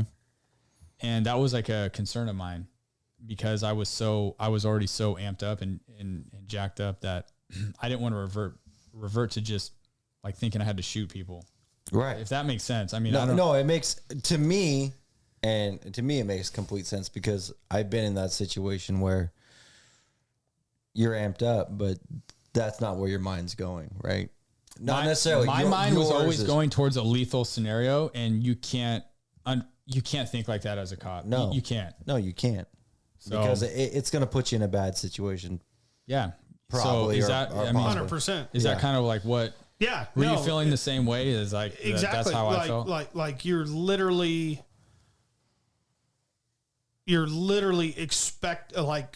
expecting something bad to happen right now. And like you said, yeah, you should expect something bad to happen, but you're at the next level. You shouldn't like something that, you know, going to a traffic stop at an 8 and then somebody sends you to a 12, which, you know, like if you're, you know, whatever, a new cop and a 2 takes you to a 6, that's okay. Mm-hmm. But going from an 8 to a 12, that's not that's it's not normal when a kid become dangerous. You shouldn't be feeling like that. No, I think that. So I haven't gone through what you guys have gone through, and I haven't done the EMDR, or I haven't done anything like that. But I think that the second that you get into this job, and the first time that you're in anything that's somewhat critical, not nearly as critical as anything that you guys have been into, it changes you. Yeah. And it changes you on that call. So like you guys are saying, you're at an 8 and it bumped you to 12. I think that the guy who's done it a few times is at the 6 and it bumps him up to the 10 or whatever. Or maybe less, whatever. We don't want to go into numbers and do that thing. But I think that the thing that I've realized, it's not a number thing. Like, no, it's just trying to put it into perspective. I think that some of that stuff, it comes home with you though. Yeah, like attitude, and not to mention you sit in you drive, the way you act around your significant others, the way that you go to a restaurant and You know, you're sitting there and you're like, oh, this, and you're critiquing everything, and you're using that, and you're going, and your wife's like, who the fuck cares about like where that guy's hands are? You're like, oh, I don't know. It's just something that I think about. You brought up a good perspective about, you just mentioned driving. To this day, I will catch myself thinking about something I had been involved in at work. And next thing I know, I'm doing a fucking 100 miles an hour on the freeway because I'm ramping myself up a little bit internally thinking about it. And my foot is just accelerating on the gas. And no shit, I've caught myself doing like over 100 miles an hour on the freeway because like. So you're admitting to committing a vehicle. Yeah. Like crime. I'll be like, God damn, I need to like stop. Like I need to stop thinking about it. And like, I realize it, but that, yeah, like you do take it home. So like, that's an example of you thinking about it. You're driving and you know, you're on the highway thinking about it. Next thing you know, you're doing fucking 110 miles an hour and you're like, holy shit, what am I doing? But then like you may come home, your moods are different. You're grouchy. You know, one of my breaking points was, like I was angry. I would snap at like dumb little things. And, you know, so I don't know if you experienced that, but I don't know. I mean, no, I mean, this thing is different for everybody, but it's gotta be, I mean, I'm not at your guys' level. It doesn't matter. There's no level with me. It was more, dwelling on stuff like dwelling on what ifs and dwelling on, you know, going back to work and having to, what am I going to face today? What am I going to face this week? And you start thinking about that stuff and you're like, oh fuck, am I going to have to do that again? Am I going to have to, you know, and then you're literally worrying about shit that hasn't even fucking happened. Yeah. And it's worthless. Like, I mean, what do they say? There's a fucking saying for it, but I didn't write it down on my hand, but, yeah.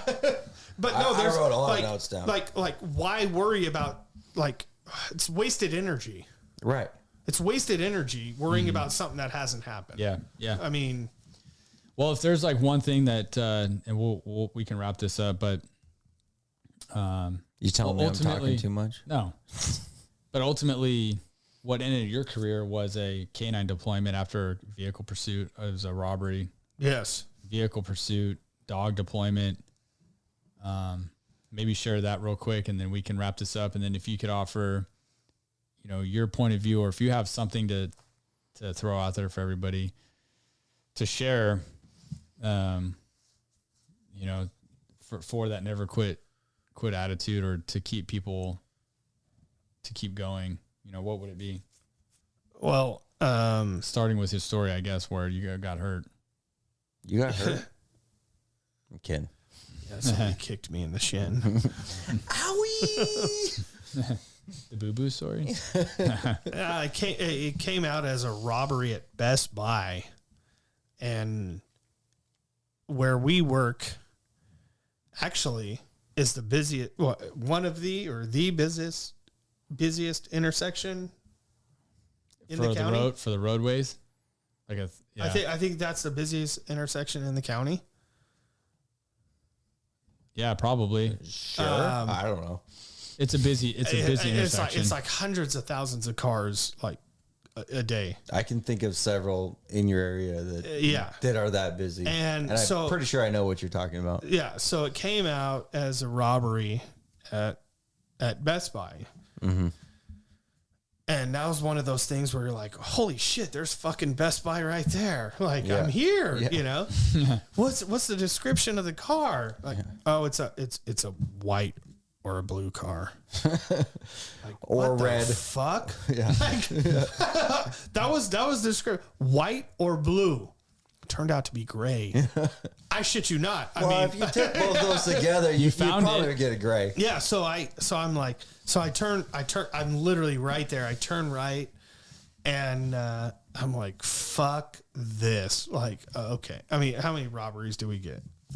Yeah. I mean, they occur every day. Like, And all of a sudden, like I'm driving and this car pulls out of the Best Buy parking lot, or the parking lot where the Best Buy is, and his license plate is bent up. I'm like, that's a gray car. It's kind of white. It's kind of blue. It's kind of neither. But that's So weird. I'm like, fuck it. I'm just gonna fucking stop him. Yeah. You know Why not? Well, pursuit was on. It was him. Okay. You know, hundreds of thousands of cars. Fucking not at the time, obviously, but you know. And that's why Kyle says you're the best street cop. And somehow, I fucking picked this motherfucker off. You know. Yeah. And I don't know. It was like a fucking 15-mile pursuit or something like that. And another neighboring agency was gracious enough to pop his tires with Some spike strips. some spikes. And he pulls into a parking lot and he's in his car. And, you know, we're giving him commands to get out. And he hops out and I've got my dog and he drops his hands to his waistband. It was an armed robbery. Right. So he drops his hands towards his waistband. So I'm like, all right, fucking, I send my dog and the dog, we could go on for this for a little bit. So there was an officer who was off to the left about maybe 30 yards, 20 yards. I don't know. I saw the something like video, that. yeah. 20 yards. And he was a little bit in front of my dog. Never be in front of the K9. They call I it will the tell you. tip of the spear. Right. The dog, yeah. So he's screaming, and you can see him. We got it on video. I don't know if he's going to show it, but you can see the officer like pointing and screaming, like. And my dog fucking instantly, I let him go. He instantly goes towards the officer. And I'm like, oh, fuck, he's going to fuck him up. Like, and he literally gets to about his boot, maybe 3 inches away. And I redirect him onto the suspect, and right. take the suspect down. And my dog didn't have enough energy going forward to take him down. So I ran up there and I kind of hipped through the dog. Well, the suspect with the dog attached. Right. And I landed in such a way that it fucked my shoulder up, like tore my fucking shoulder, like hyperextended my shoulder. And that ended up being my career ender. It's crazy that that's not even, from what I've heard of your stories, not even close to the craziest story that you've been involved with. No, I'm guessing you probably have 5 or 10 more of the ones you didn't tell me that are crazier than that. Well, I came back after surgery and almost a year, right out a year. It was about a year, yeah. A year of rehab, because the doctor was like, hey, yeah, 4 months, you'll have you back, you know? Yeah. And fucking 4 months came and went. I went out on the firing line, you know, to qualify, and fuck, my arm gave out just with the repetition of doing this. So I went back out, came back, got back to full duty, fucking getting a pursuit. Well, actually, I'd go to pull a fucking guy over. This was what, 1 day back? Yeah, it was like your first week back. Yeah. My first or second day back, full duty, after being off for a year. I see this car pull out of a known drug area. a bad area. Mm-hmm. Maybe good if Yeah, it depends how you're looking at it, right? And he had a Nevada license plate, and I just get behind him and I run his plate. It comes back expired. He pulls on, it's raining, pulls under a Chevron, like covered, or maybe it's AMPM or whatever the fuck it was, but covered. A gas station. And you know how they have like concrete underneath. Yeah. Like by the gas. Yeah, not by asphalt, concrete. Yeah. Uh-huh. So I go up there, and right as I get up there, I'm like, hey, roll the fucking windows down, you know? And the only reason why I didn't get fucked up on this fucking is because it was raining and they had just pulled in. So the tires like spun as they went to take off. And he was only able to hit me with like his mirror and the side of the car. He wasn't able. Oh yeah. So he hit you. He hit me. Oh fuck yeah, he hit me. Yeah. And if he would have had full traction, I mean, I probably would have been fucked up. Yeah. Like where I was standing was not in a good place but I was able to Step back a little bit. step back that foot. That instant, that 1 second, or not 1 second, that quarter second that you had. Yeah. So, pursuit went and he hopped over and the median and my dog was, he leg bailed from the car and my dog caught him. And after that, I was like, fucking, my knee was fucked up. My shoulder was fucked up. Like, I was like, fuck this. I can't do this anymore. That's pretty much it.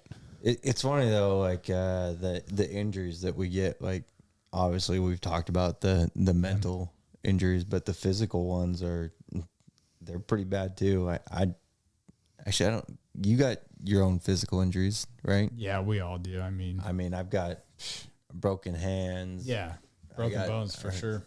I got plenty of injuries, and then I won't even get into, but it can take you out, and it's important to think about those things, is because my goal, and I think all our goals, is to get to retirement, right? Mm-hmm. Just make it out alive. God damn. Like whatever your retirement is, or whatever your end goal is in this career, to me, it's just, make it out alive and I guess people need to know too that there are other things out there besides being a cop. Like it's not an end all be all. No. I mean, I was a cop's cop. Was I not? I mean, fucking lived and breathed the streets. And when I got out, or when I retired, it was a little tough for a little bit, but then it was like, no, it's actually not fucking tough. It's like a deep breath where you get to exhale. Yeah, right? It's like I don't have to do that shit anymore. Yeah. I mean, God bless you guys, like, because we still need good cops. We still need cops. Yeah, God bless Kyle. We still need good cops. God bless all of us. Shit. Yeah. No, God. I mean, I mean, we appreciate you obviously coming on, and those are some awesome stories, and I know you have a shitload more to share that we just don't have time to get into, but. For anybody listening to stories like these, or those things don't just happen here, they happen everywhere. And like Chris mentioned earlier, it doesn't matter how big your agency is. It could literally happen anywhere. Make sure you're prepared for it, train for it. When you go to the range and it's hot out, like don't bitch about it. Just go out there and fucking do your best. And you don't get to choose the weather or the climate or whatever in a gunfight. There's no timeouts. There is a winner and a loser. And by God, I hope you don't want to be the loser in that fight. You have to train yourself to be a winner, and you're not just going to show up. And I say it all the time. You don't just show up and rise to the occasion. You have to train for that. So, thanks again. And man, hats off to you. I know I've told you this before, but I really do. I mean, Chris is the best fucking street cop I've ever worked with. I've learned a lot from you over the years. So, thank you for all of that. And thanks for sharing some of your wisdom with everybody. We appreciate it. And do you have anything? No, thanks for coming out and doing this. Appreciate it. Yeah. Coming and telling us your story. I know sometimes it's not that easy, both the story and actually being in front of a camera and talking on a microphone. Yeah. No, so we had a hell of a time. So what's next in your chapter in life? What do you got going on? So actually, you're lucky I'm even here. We're not worthy. We're not worthy. Thank you, sir. No, Saturday we're actually moving for good to Arizona, and I'm just finishing up my real estate school. I'm going to become a real estate agent and sell houses. So if anybody is looking to buy or sell a house in Arizona, come find me. I am not, but I might know some people. Yeah. After the stories you just heard from him, he's not the biggest wild card out there. No, just kidding. Great dude. So that's awesome. So you're going to be doing real estate. Super cool. I'm glad for you. Where can people find you, or if they want to reach out to you? For anybody that's in the northern Arizona area, if they want to get a beer with you, how can they find you or reach out to you or share stories with you? Whatever. Honestly, any part of Arizona, actually anywhere. I mean, I've got a lot of free time on my hands right now, so don't think if you're not in northern Arizona or southern Arizona or Eastern, Coast. Western, maybe even too. Yeah, the Middle East. Basically, if anybody asks you to get a beer, you'll do it. Oh, absolutely. You won't turn a beer down. I know that. I haven't done it once, but no. You can find me on Instagram, and it's C Bosson 2. That's CBOSSON 2. You want to do the phonetic alphabet on that so bad. I could tell. I haven't done the phonetic alphabet in so long. It was so hard for me not to do that.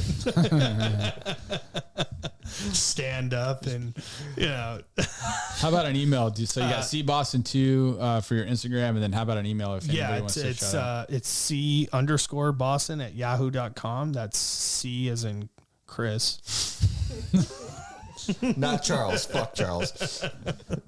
C_Bosson BOSSON@yahoo.com. You can get a hold of me there. Right on. All right. Well, if anybody wants to get a hold of Chris and grab a beer with him in Arizona, I encourage you to do it. He can share a lot more cool stories with you guys. But thanks for tuning in. I hope you guys all liked it. And stay tuned for our next episode on the Shots Fired podcast. Thank you. Laters. Hey, 4-9, shot fired. Copy, additional shot fired. Shot fired, shot fired. Shooting at us. Suspect shooting at officer.